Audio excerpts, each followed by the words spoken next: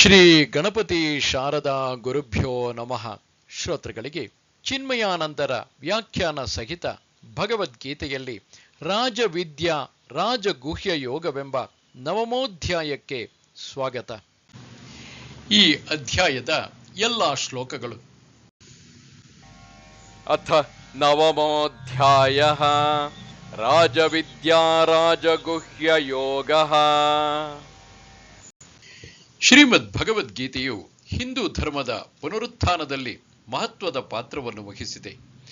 ಜೀವನ ತತ್ವಗಳನ್ನು ಕ್ರಾಂತಿಕಾರಿ ರೀತಿಯಲ್ಲಿ ಇಲ್ಲಿ ಉಪದೇಶಿಸುವುದನ್ನು ನಾವು ಕಾಣಬಹುದು. ಉಪನಿಷತ್ತಿನ ತತ್ವಗಳನ್ನೇ ಮಹಾಭಾರತ ಕಾಲಕ್ಕೆ ಅನುಗುಣವಾಗಿ ಮೂಲ ತತ್ವಗಳಿಗೆ ಯಾವುದೇ ನ್ಯೂನತೆ ಬಾರದಂತೆ ಇಲ್ಲಿ ಉಪದೇಶಿಸಲಾಗಿದೆ. ಎಲ್ಲ ಧರ್ಮಶಾಸ್ತ್ರಗಳು ಆಯಾ ಕಾಲಕ್ಕನುಗುಣವಾಗಿ ಧರ್ಮವನ್ನು ಉಪದೇಶಿಸಬೇಕು.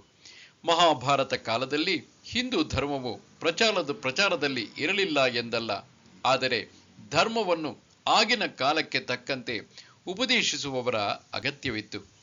ಈ ಕ್ರಾಂತಿಕಾರಿ ಮಹಾನ್ ಕೆಲಸವನ್ನು ಭಗವಾನ್ ಶ್ರೀಕೃಷ್ಣನೇ ವಹಿಸಿಕೊಂಡಿರುವುದನ್ನು ನಾವು ಕಾಣಬಹುದು.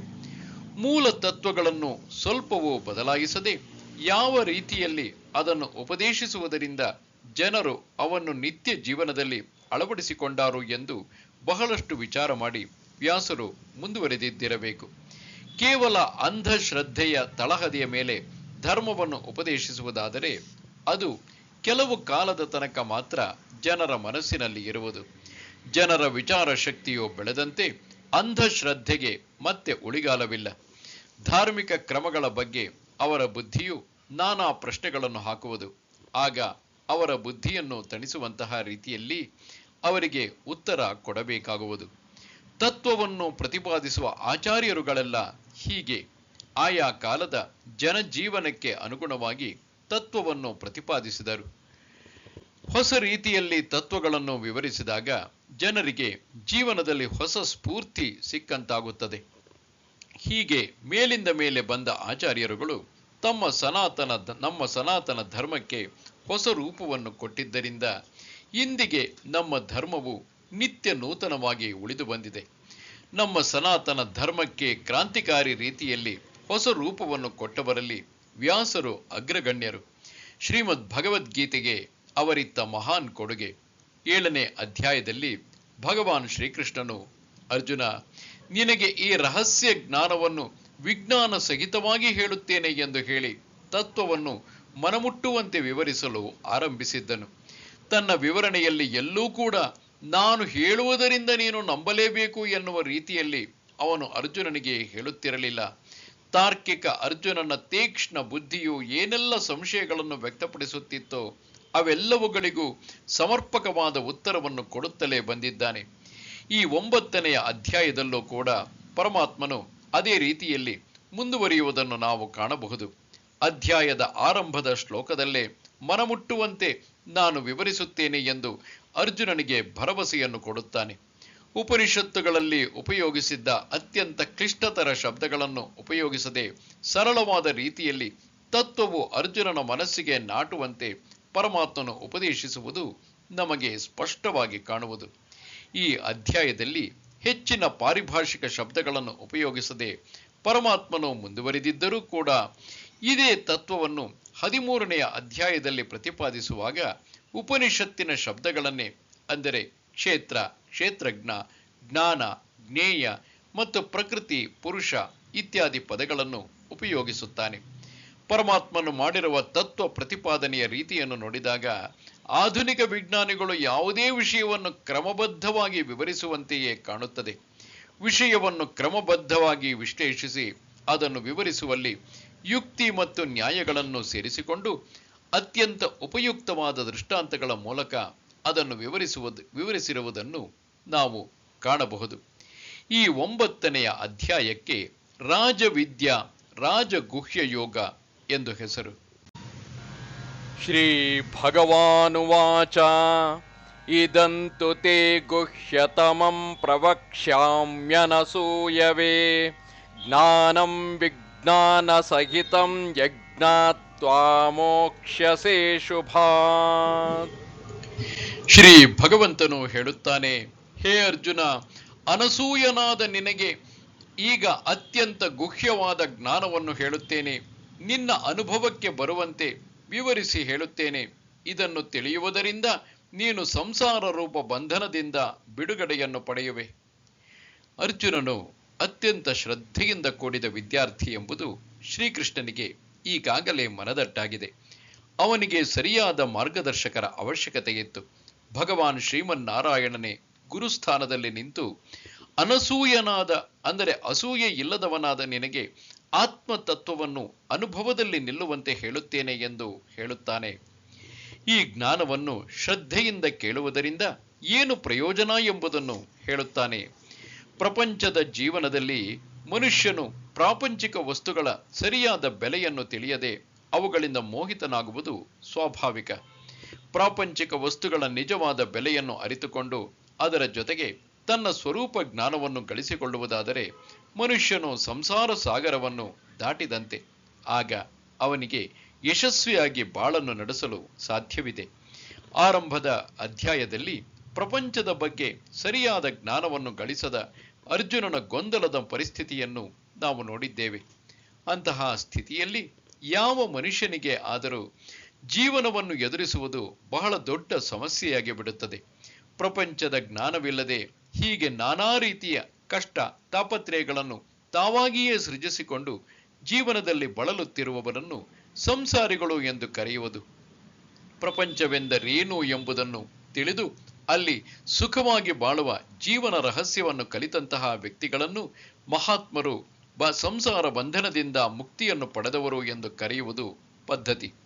ಪ್ರತಿಯೊಬ್ಬ ಮಾನವನು ಜೀವನದಲ್ಲಿ ವಿಕಾಸದ ಈ ಕೊನೆಯ ಹಂತವನ್ನು ತಲುಪಲೇಬೇಕು. ಈ ಸ್ಥಿತಿಯನ್ನು ಗಳಿಸಿದವನಿಗೆ ಮತ್ತೆ ಸಂಸಾರದ ಭಯವಿಲ್ಲ. ಆಲಿಸುವಂತಹ ವಿದ್ಯಾರ್ಥಿಯಲ್ಲಿ ಅವನು ಕೇಳುವ ಜ್ಞಾನದ ಬಗ್ಗೆ ಶ್ರದ್ಧೆ ಇನ್ನೂ ಹೆಚ್ಚಾಗಲಿ ಎಂಬ ದೃಷ್ಟಿಯಿಂದ ಪರಮಾತ್ಮನು ಇಲ್ಲಿ ತಾನು ಹೇಳುತ್ತಿರುವ ಜ್ಞಾನದ ಸ್ತುತಿಯನ್ನು ಮಾಡುತ್ತಾನೆ. ರಾಜವಿದ್ಯಾ ರಾಜಗುಹ್ಯಂ ಪವಿತ್ರಮಿದಮುತ್ತಮಂ ಪ್ರತ್ಯಕ್ಷಾವಗಮಂ ಧರ್ಮ್ಯಂ ಸಸುಖಂ ಕರ್ತುಮವ್ಯಯಂ. ಎಲ್ಲಾ ವಿದ್ಯೆಗಳಲ್ಲಿ ಇದು ಅತ್ಯಂತ ಶ್ರೇಷ್ಠವಾದುದು, ಅತ್ಯಂತ ರಹಸ್ಯವಾದುದು ಮತ್ತು ಪವಿತ್ರವಾದುದು ಆಗಿದೆ.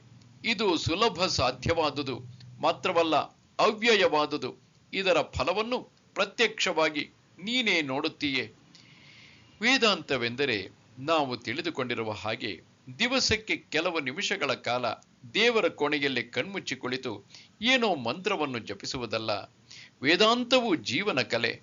ಪ್ರತಿಯೊಂದು ನಿಮಿಷವೂ ನಾವು ಅದನ್ನು ಬದುಕಬೇಕು. ಎಲ್ಲ ಹಿಂದಿನ ರಾಜ ಮಹಾರಾಜರು ಯಶಸ್ವಿಯಾಗಿ ಬಾಳ್ವೆ ನಡೆಸಿದ ರೀತಿ ಇದು. ಅತ್ಯಂತ ಶ್ರೇಷ್ಠವಾದ ವಿದ್ಯೆ ಇದು ಇರಬಹುದು. ಆದರೆ ಅದು ಸಾಮಾನ್ಯರಿಗೆ ಎಟುಕುವಂತದ್ದು ಅಲ್ಲವಾದರೆ ಅದು ಇದ್ದು ತಾನೇ ಏನು ಪ್ರಯೋಜನ? ಪರಮಾತ್ಮನು ಇಲ್ಲಿ ಹೇಳುತ್ತಾನೆ, ಇದು ಅತ್ಯಂತ ಸುಲಭ ಸಾಧ್ಯವಾದುದು ಎಂದು. ಅಷ್ಟು ಮಾತ್ರವೇ ಅಲ್ಲ, ಅದರಿಂದ ಉಂಟಾಗುವ ಪ್ರಯೋಜನ ನಮ್ಮ ಅನುಭವಕ್ಕೆ ಸಿಗುವುದು. ಇದು ಧರ್ಮಕ್ಕೆ ಅನುಕೂಲವಾಗಿರುವುದು ಎಂಬುದಾಗಿಯೂ ಪರಮಾತ್ಮ ಹೇಳಿದ್ದಾನೆ. ಧರ್ಮ ಎಂಬ ಶಬ್ದವನ್ನು ನಾವು ಈಗಾಗಲೇ ಸಾಕಷ್ಟು ವಿವರಿಸಿದ್ದೇವೆ. ಮನುಷ್ಯನಲ್ಲಿ ಆತ್ಮತತ್ವವೊಂದು ಇಲ್ಲದಿರುತ್ತಿದ್ದರೆ ಅವನ ಶರೀರದ ಮೂಲಕ ಏನೇನೂ ನಡೆಯಲು ಸಾಧ್ಯವಿರುತ್ತಿರಲಿಲ್ಲ. ಈ ಆತ್ಮತತ್ವವೇ ಮಾನವನ ನಿಜವಾದ ಧರ್ಮ. ಶ್ರೀ ಕೃಷ್ಣನು ಈಗ ವಿವರಿಸಿ ಹೇಳದಿರುವ ರಹಸ್ಯವಾದ ತತ್ವವೇ ಈ ಆತ್ಮತತ್ವ. ಅನುಷ್ಠಾನಕ್ಕೆ ಇದು ಅತಿ ಸುಲಭವಾದುದು ಎಂದು ಇಲ್ಲಿ ಹೇಳಿದೆ. ಅಧ್ಯಾತ್ಮ ಜ್ಞಾನವು ಪ್ರತಿಯೊಬ್ಬನು ಜೀವನದಲ್ಲಿ ಅಳವಡಿಸಿಕೊಳ್ಳಬೇಕಾದ ಜ್ಞಾನ. ಇದರ ಲಾಭವನ್ನು ಪಡೆಯುವ ರೀತಿ ಹೇಗೆ ಎಂಬುದನ್ನು ಇಲ್ಲಿ ವಿವರಿಸಲಾಗಿದೆ. ದೇಶದ ಬಡತನವನ್ನು ನಿವಾರಿಸುವಲ್ಲಿ ನಮ್ಮ ಖ್ಯಾತ ವಿಜ್ಞಾನಿಗಳು ಕುಜಗ್ರಹದಲ್ಲಿ ಬೇಕಾದಷ್ಟು ಬಂಗಾರವಿದೆ, ಅದನ್ನು ತರಿಸುವ ಏರ್ಪಾಡು ಮಾಡಿದರೆ ಸಾಕು ಎಂದು ಹೇಳಿದರೆ ಬಡತನ ನಿವಾರಣೆಯಾಗದು. ಅದೇ ರೀತಿ ಸಂಸಾರವನ್ನು ದಾಟುವಂತಹ ಅತ್ಯಂತ ರಹಸ್ಯತಮ ವಿದ್ಯೆ ಒಂದು ಇದೆ ಎಂದು ಹೇಳಿದರೆ ಮಾತ್ರ ಸಾಲದು, ಅದು ಅನುಷ್ಠಾನಕ್ಕೆ ಸುಲಭವಾಗಿರಬೇಕು. ಈ ಅಧ್ಯಾಯದಲ್ಲಿ ಪರಮಾತ್ಮನು ಈ ಜ್ಞಾನದ ಅನುಷ್ಠಾನ ವಿಧಾನವನ್ನು ವಿವರಿಸುತ್ತಾನೆ. ಅನುಷ್ಠಾನ ವಿಧಾನವು ಸುಲಭವಾಗಿದ್ದರೂ ಅದರಿಂದ ದೊರಕುವ ಫಲವು ಕ್ಷಣಿಕವಾದುದಾದರೆ ಆಗಲೂ ಕೂಡ ಈ ಜ್ಞಾನವನ್ನು ಗಳಿಸುವಲ್ಲಿ ಜನರು ಹೆಚ್ಚಿನ ಕುತೂಹಲವನ್ನು ಪ್ರದರ್ಶಿಸಲಾರರು. ಅದಕ್ಕಾಗಿ ಪರಮಾತ್ಮನು ಇಲ್ಲಿ ಇದು ಅವ್ಯಯವಾದ ಫಲವನ್ನು ಕೊಡುವಂತಹುದು ಎಂದು ಹೇಳುತ್ತಾನೆ. ಆತ್ಮತತ್ವವನ್ನು ತಿಳಿಯುವುದೆಂದರೆ ತಾನೇ ಆತ್ಮನಾಗಿ ಬಿಡುವುದು. ಆತ್ಮನ ಸ್ವರೂಪವೇ ಅವ್ಯಯ ಸ್ವರೂಪ, ನಾಶರಹಿತವಾದ ಸ್ವರೂಪ. ಈ ಜ್ಞಾನದಲ್ಲಿ ಶ್ರದ್ಧೆಯಿಲ್ಲದವರ ಗತಿ ಏನಾಗುವುದು ಕೇಳಿ. ಅಶ್ರದ್ಧಾನಾ ಪುರುಷಾ ಧರ್ಮಸ್ಯಾಸ್ಯ ಪರಂತಪ ಅಪ್ರಾಪ್ಯ ಮಾಂ ನಿವರ್ತಂತೆ ಮೃತ್ಯು ಸಂಸಾರವರ್ತ್ಮನಿ. ಶತ್ರು ಭಯಂಕರನಾದ ಹೇ ಅರ್ಜುನ, ಈ ಜ್ಞಾನದಲ್ಲಿ ಶ್ರದ್ಧೆಯಿಲ್ಲದ ಮಾನವರು ನನ್ನನ್ನು ಪಡೆಯದೆ ಮತ್ತೆ ಮತ್ತೆ ಸಂಸಾರ ರೂಪ ಚಕ್ರದಲ್ಲೇ ತಿರುಗುತ್ತಿರುತ್ತಾರೆ. ಆತ್ಮತತ್ವವನ್ನು ತಿಳಿಯದವರು ಸಹಜವಾಗಿಯಾದರೂ ಅನಾತ್ಮರೂಪ ಸಂಸಾರದಲ್ಲೇ ಬಿದ್ದಿರುತ್ತಾರೆ. ಬಹಿರ್ಮುಖ ಅಂತಃಕರಣವುಳ್ಳ ಈ ಜನರು ತಮ್ಮ ಬೌದ್ಧಿಕ ಶಕ್ತಿ ಸಾಮರ್ಥ್ಯಗಳನ್ನೆಲ್ಲ ವಿಷಯ ವ್ಯಾಪಾರದಲ್ಲೇ ವ್ಯಯಿಸುತ್ತಾ ಸಂಸಾರ ಚಕ್ರದಲ್ಲೇ ತಿರುಗುತ್ತಿರುತ್ತಾರೆ. ಸಂಸಾರದಿಂದ ಬಿಡುಗಡೆ ಎನ್ನುವುದು ಅವರಿಗೆ ಬಹಳ ದೂರದ ಮಾತಾಗುತ್ತದೆ. ವಿಷಯಗಳ ಬೆನ್ನಟ್ಟಿದಷ್ಟು ಮನುಷ್ಯನಿಗೆ ಅಶಾಂತಿ ಜಾಸ್ತಿ. ಇದನ್ನೇ ಸಂಸಾರವೆನ್ನುವುದು. ಸಮುದ್ರದ ಯಾವುದೇ ಭಾಗದಿಂದ ನೀರನ್ನು ತೆಗೆದು ರುಚಿಸಿದರೂ ಅದು ಉಪ್ಪೇ ಇರುತ್ತದೆ.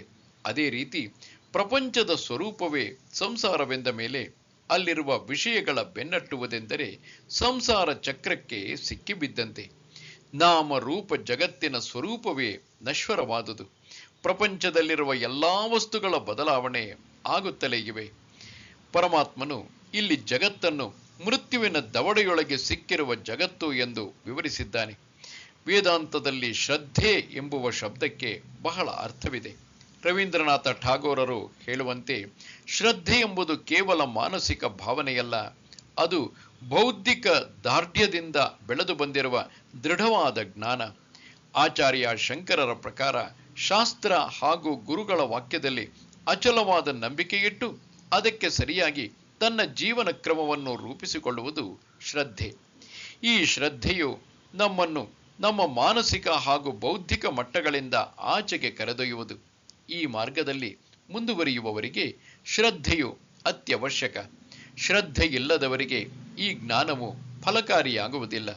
ಶ್ರದ್ಧೆಯಿಲ್ಲದ ಜನ ವಿಷಯ ವಾಸನೆಗಳಿಗೆ ಬಲಿಯಾಗಿ ಪ್ರಾಣಿಗಳ ಹಾಗೆ ಅತ್ಯಂತ ನೀಚ ಜೀವನವನ್ನು ಜೀವಿಸುತ್ತಿರುತ್ತಾರೆ. ಹುಚ್ಚು ಹಿಡಿದ ರಾಜನೊಬ್ಬ ಸಿಂಹಾಸನವನ್ನು ತ್ಯಾಗ ಮಾಡಿ ಮೈಮೇಲಿನ ಬಟ್ಟೆಗಳನ್ನೆಲ್ಲ ತೆಗೆದುಬಿಟ್ಟು ಭಿಕಾರಿಯಂತೆ ಬೀದಿ ತುಂಬ ಅಲೆಯುತ್ತಿರುವಂತೆ ನಮ್ಮ ಪರಿಸ್ಥಿತಿಯಾಗುತ್ತದೆ. ನಮ್ಮ ಸ್ವರೂಪವು ಸಚ್ಚಿದಾನಂದ ಸ್ವರೂಪವಾಗಿದ್ದರೂ ಅದರ ಬಗ್ಗೆ ನಮಗೆ ಪೂರ್ಣ ಶ್ರದ್ಧೆ ಇಲ್ಲದಿರುವುದರಿಂದ ನಾವು ಸಂಸಾರಿಗಳಾಗಿ ಒದ್ದಾಡಲೇಬೇಕು. ಸಾಮಾನ್ಯವಾಗಿ ಕಾಣುವ ಈ ಶ್ಲೋಕವು ಸಂಸಾರಿಗಳಿಗೆ ಅತ್ಯಂತ ಮಹತ್ವದ ಸಂದೇಶವನ್ನು ಕೊಡುವುದಾಗಿದೆ. ಈ ಶ್ಲೋಕದ ಮೂಲಕ ಜ್ಞಾನಕ್ಕೂ ಅಜ್ಞಾನಕ್ಕೂ ಇರುವ ವ್ಯತ್ಯಾಸವನ್ನು ತೋರಿಸಿ ಪರಮಾತ್ಮನು ಜ್ಞಾನದ ಮಹತ್ವವನ್ನು ಎತ್ತಿ ಹಿಡಿಯುತ್ತಾನೆ. ಮುಂದಿನ ಶ್ಲೋಕದಲ್ಲಿ ಜ್ಞಾನೋಪದೇಶವನ್ನು ಆರಂಭಿಸುತ್ತಾನೆ. ಮಯಾ ತತಮಿದಂ ಸರ್ವಂ ಜಗದವ್ಯಕ್ತಮೂರ್ತಿನಾ ಮತ್ಸ್ಥಾನಿ ಸರ್ವಭೂತಾನಿ ನ ಚಾಹಂ ತೇಷ್ವವಸ್ಥಿತಃ.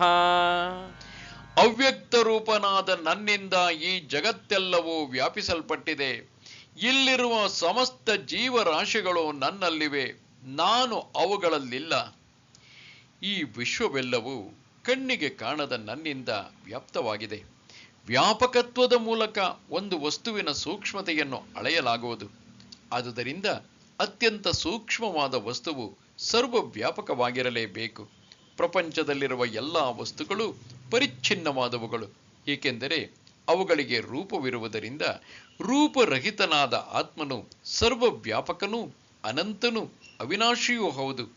ಹೀಗೆ ಪ್ರಪಂಚದಲ್ಲಿರುವ ಎಲ್ಲ ವಸ್ತುಗಳಲ್ಲೂ ಪರಮಾತ್ಮನು ಇರುವುದಾದರೆ ಪರಮಾತ್ಮನಿಗೂ ಅವುಗಳಿಗೂ ಇರುವ ಸಂಬಂಧವಾದರೂ ಏನು? ಪರಮಾತ್ಮನಿಂದ ಜೀವರಾಶಿಗಳೆಲ್ಲವೂ ಉತ್ಪತ್ತಿಯಾದವೇ.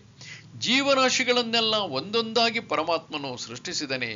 ಪರಮಾತ್ಮನೇ ನಾನಾ ರೀತಿಯ ಜೀವರೂಪಗಳ ಮೂಲಕ ಪರಿಣಾಮಗೊಂಡನೆ. ಹೀಗೆ ಪ್ರಪಂಚದ ಎಲ್ಲ ಧರ್ಮಗಳಲ್ಲೂ ಇಂತಹ ಪ್ರಶ್ನೆಗಳು ಬೇಕಾದಷ್ಟಿವೆ. ದ್ವೈತಿಗಳು ಇಲ್ಲಿ ಜೀವನಿಗೂ ಪರಮಾತ್ಮನಿಗೂ ವಿಶಿಷ್ಟ ರೀತಿಯ ಸಂಬಂಧವನ್ನು ಕಲ್ಪಿಸಬಹುದು. ಆದರೆ ಅದ್ವೈತ ತತ್ವದ ಪ್ರಕಾರ ಇಲ್ಲಿ ನಾನಾತ್ವಕ್ಕೆ ಎಡೆಯೇ ಇಲ್ಲ. ಇರುವುದೇ ಒಂದು ವಸ್ತು, ಅದು ಅದ್ವಿತೀಯವೂ ಅಖಂಡವೂ ಆಗಿದೆ. ಈ ಶ್ಲೋಕದ 2ನೇ ಪಾದವು ಜೀವ ಮತ್ತು ಪರಮಾತ್ಮನ ಮಧ್ಯೆ ಇರುವ ಸಂಬಂಧವನ್ನು ವಿವರಿಸುತ್ತದೆ. ಪರಮಾತ್ಮನು ಹೇಳುತ್ತಾನೆ, ಎಲ್ಲಾ ಜೀವರಾಶಿಗಳು ನನ್ನಲ್ಲಿವೆ, ಆದರೆ ನಾನು ಅವುಗಳಲ್ಲಿಲ್ಲ ಎಂದು. ಆತುರದ ಓದುಗನಿಗೆ ಇದು ಏನೇನು ಅರ್ಥವಾಗದು. ಆದರೆ ಅಧ್ಯಾಸವೆಂದರೇನು ಎಂಬುದನ್ನು ತಿಳಿದಿರುವವನಿಗೆ ಇದನ್ನು ಅರ್ಥ ಮಾಡಿಕೊಳ್ಳುವುದು ಬಹಳ ಸುಲಭ. ಪುರುಷ ಭ್ರಾಂತಿಯು ಕಂಬದ ಮೇಲೆ ಕಾಣುವುದು ಸಹಜ. ಆ ಕಂಬಕ್ಕೂ ಪುರುಷನಿಗೂ ಏನು ಸಂಬಂಧವೆಂದು ಕೇಳಿದರೆ ಅಧ್ಯಾಸ ಸಂಬಂಧ ಎಂದು ಹೇಳಬೇಕಾಗುತ್ತದೆ. ಏಕೆಂದರೆ ಅಲ್ಲಿ ಒಂದು ವಸ್ತುವೇ ಇನ್ನೊಂದು ವಸ್ತುವಿನ ಹಾಗೆ ಕಂಡಿರುವುದು. ಆ ಕಂಬವು ಇಲ್ಲಿ ಪರಮಾತ್ಮನು ಹೇಳಿದ ಹಾಗೆಯೇ ಹೇಳಬಹುದು. ನೀನು ನೋಡಿದ ಪುರುಷನು ನನ್ನಲ್ಲಿದ್ದಾನೆ, ಆದರೆ ನಾನು ಆ ಪುರುಷನಲ್ಲಿಲ್ಲ ಎಂದು. ಪುರುಷನೆಂಬ ಭ್ರಾಂತಿಯಿಂದ ಆ ಕಂಬವನ್ನು ನೋಡುವಾಗಲೂ ಕಂಬ ಹಾಗೆಯೇ ಇತ್ತು. ಪುರುಷನನ್ನೆಲ್ಲ ಅದು ವ್ಯಾಪಿಸಿತ್ತು. ಆದರೂ ಪುರುಷನಿಗೂ ಅದಕ್ಕೂ ಯಾವ ಸಂಬಂಧವೂ ಇರಲಿಲ್ಲ. ಅದೇ ರೀತಿ ಪ್ರಪಂಚದ ಎಲ್ಲಾ ವಸ್ತುಗಳನ್ನು ಪರಮಾತ್ಮನೇ ವ್ಯಾಪಿಸಿದ್ದಾನೆ. ಆದರೆ ನಾಮ ರೂಪ ಜಗತ್ತಿಗೆ ಅಧಿಷ್ಠಾನ ಶಕ್ತಿಯಾಗಿ ವ್ಯಾಪಿಸಿದ್ದಾನೆ. ಎಲ್ಲ ಜೀವರಾಶಿಗಳಿಗೆ ಸತ್ತಾ ಸ್ಫುರಣದಾಯಕನು ಪರಮಾತ್ಮ.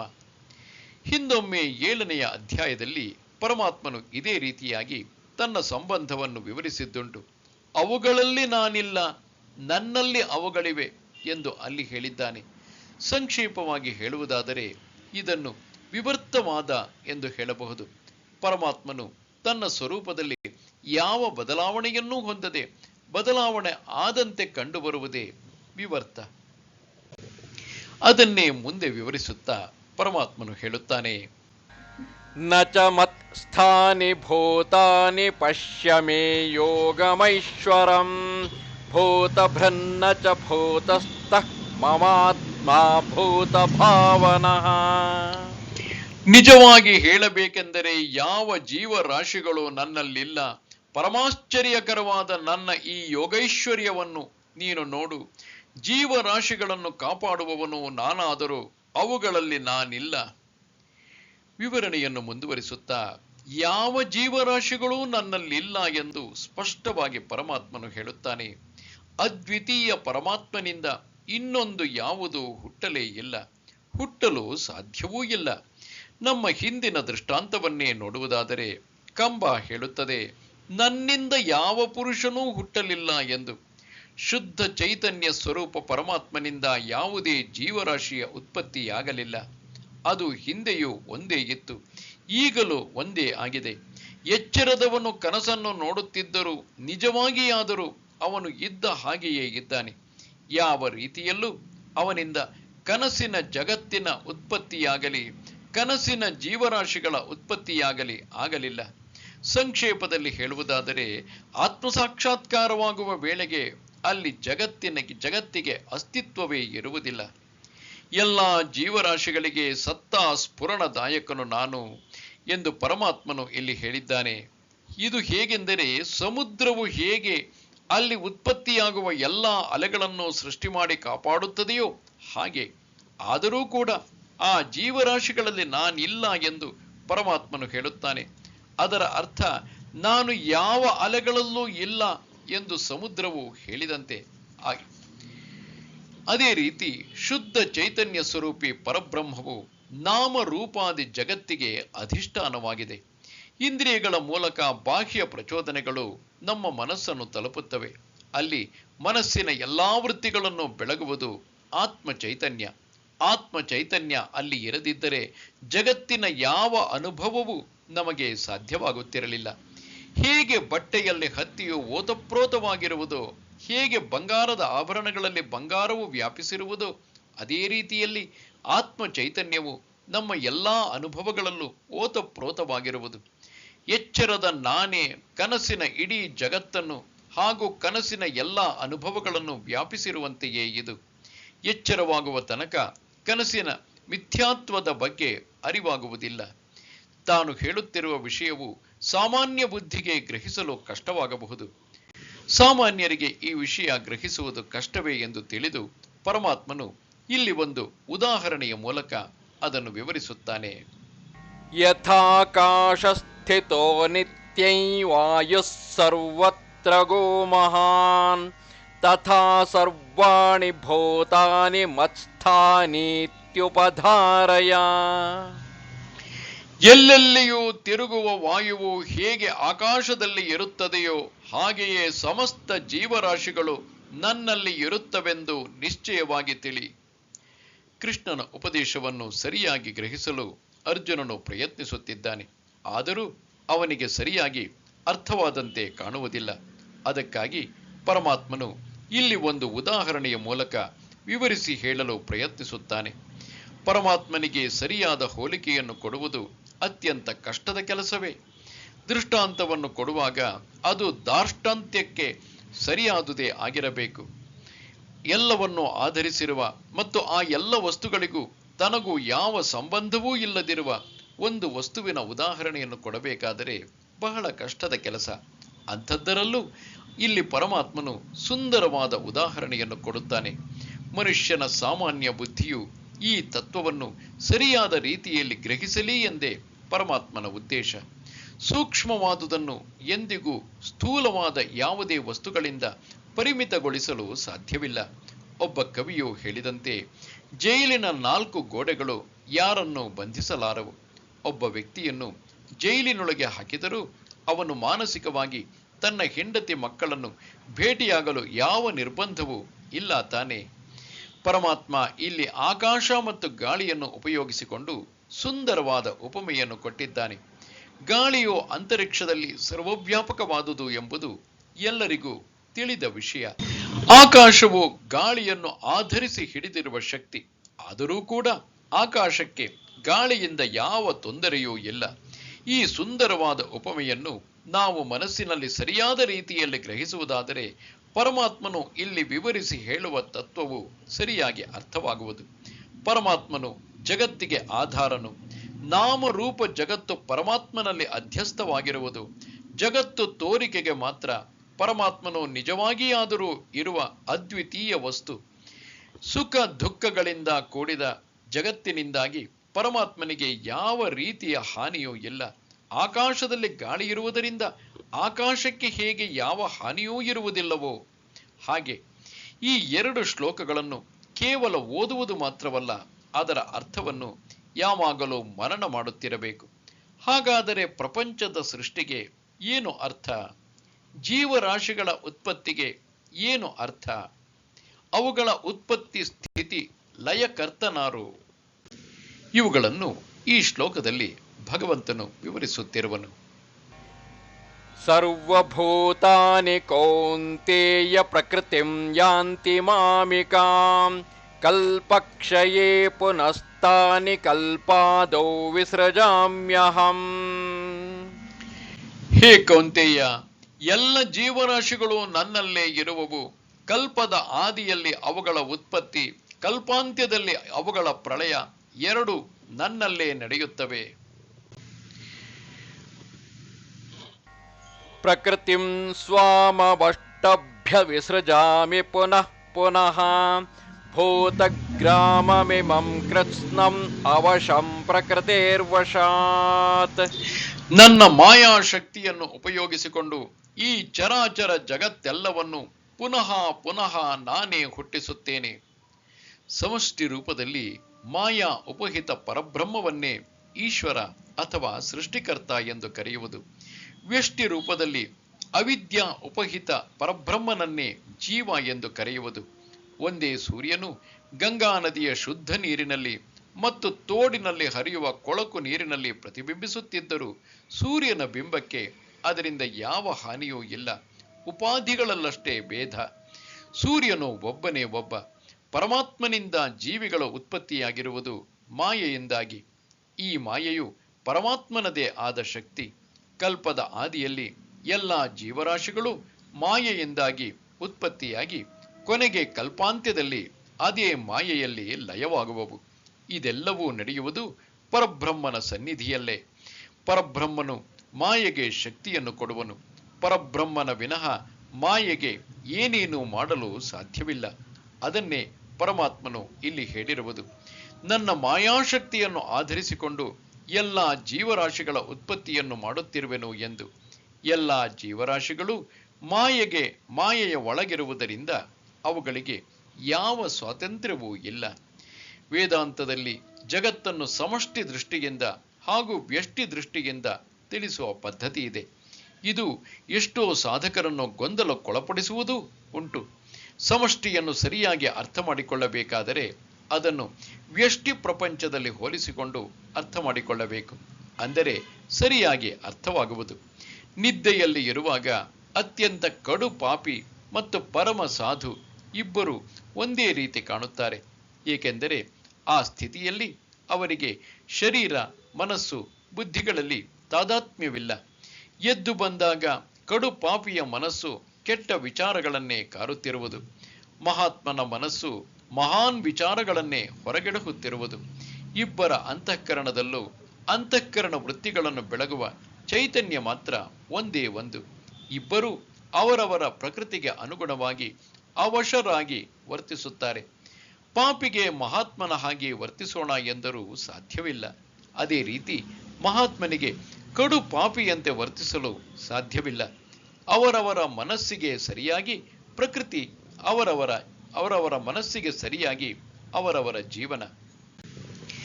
ಕರ್ಮಕ್ಕೆ ಸರಿಯಾಗಿ ಫಲವಿರಲೇಬೇಕು ತಾನೇ. ಹಾಗಿರುವಾಗ ಜಗತ್ತಿನ ಉತ್ಪತ್ತಿ, ಸ್ಥಿತಿ ಮತ್ತು ಲಯಗಳಿಗೆ ಪರಮಾತ್ಮನು ಕಾರಣನಾಗಿರುವುದಾದರೆ ಅವನ ಮೇಲೆ ಅದರಿಂದ ಆಗುವ ಪರಿಣಾಮವಾದರೂ ಏನು ಕೇಳಿ. ನ ಚ ಮಾಂ ತಾನಿ ಕರ್ಮಾಣಿ ನಿಬದ್ಧಂತಿ ಧನಂಜಯ ಉದಾಸೀನ ವದಾಸೀನಂ ಅಸಕ್ತಂ ತೇಷು ಕರ್ಮಸು. ಹೇ ಧನಂಜಯ, ಇದರಿಂದಾಗಿ ನನಗೆ ಯಾವ ರೀತಿಯ ಹಾನಿಯೂ ಇಲ್ಲ. ಉತ್ಪತ್ತಿ, ಸ್ಥಿತಿ ಮತ್ತು ಲಯಗಳಲ್ಲಿ ನಾನು ಉದಾಸೀನನು, ಅಸಕ್ತನೂ ಆಗಿರುತ್ತೇನೆ.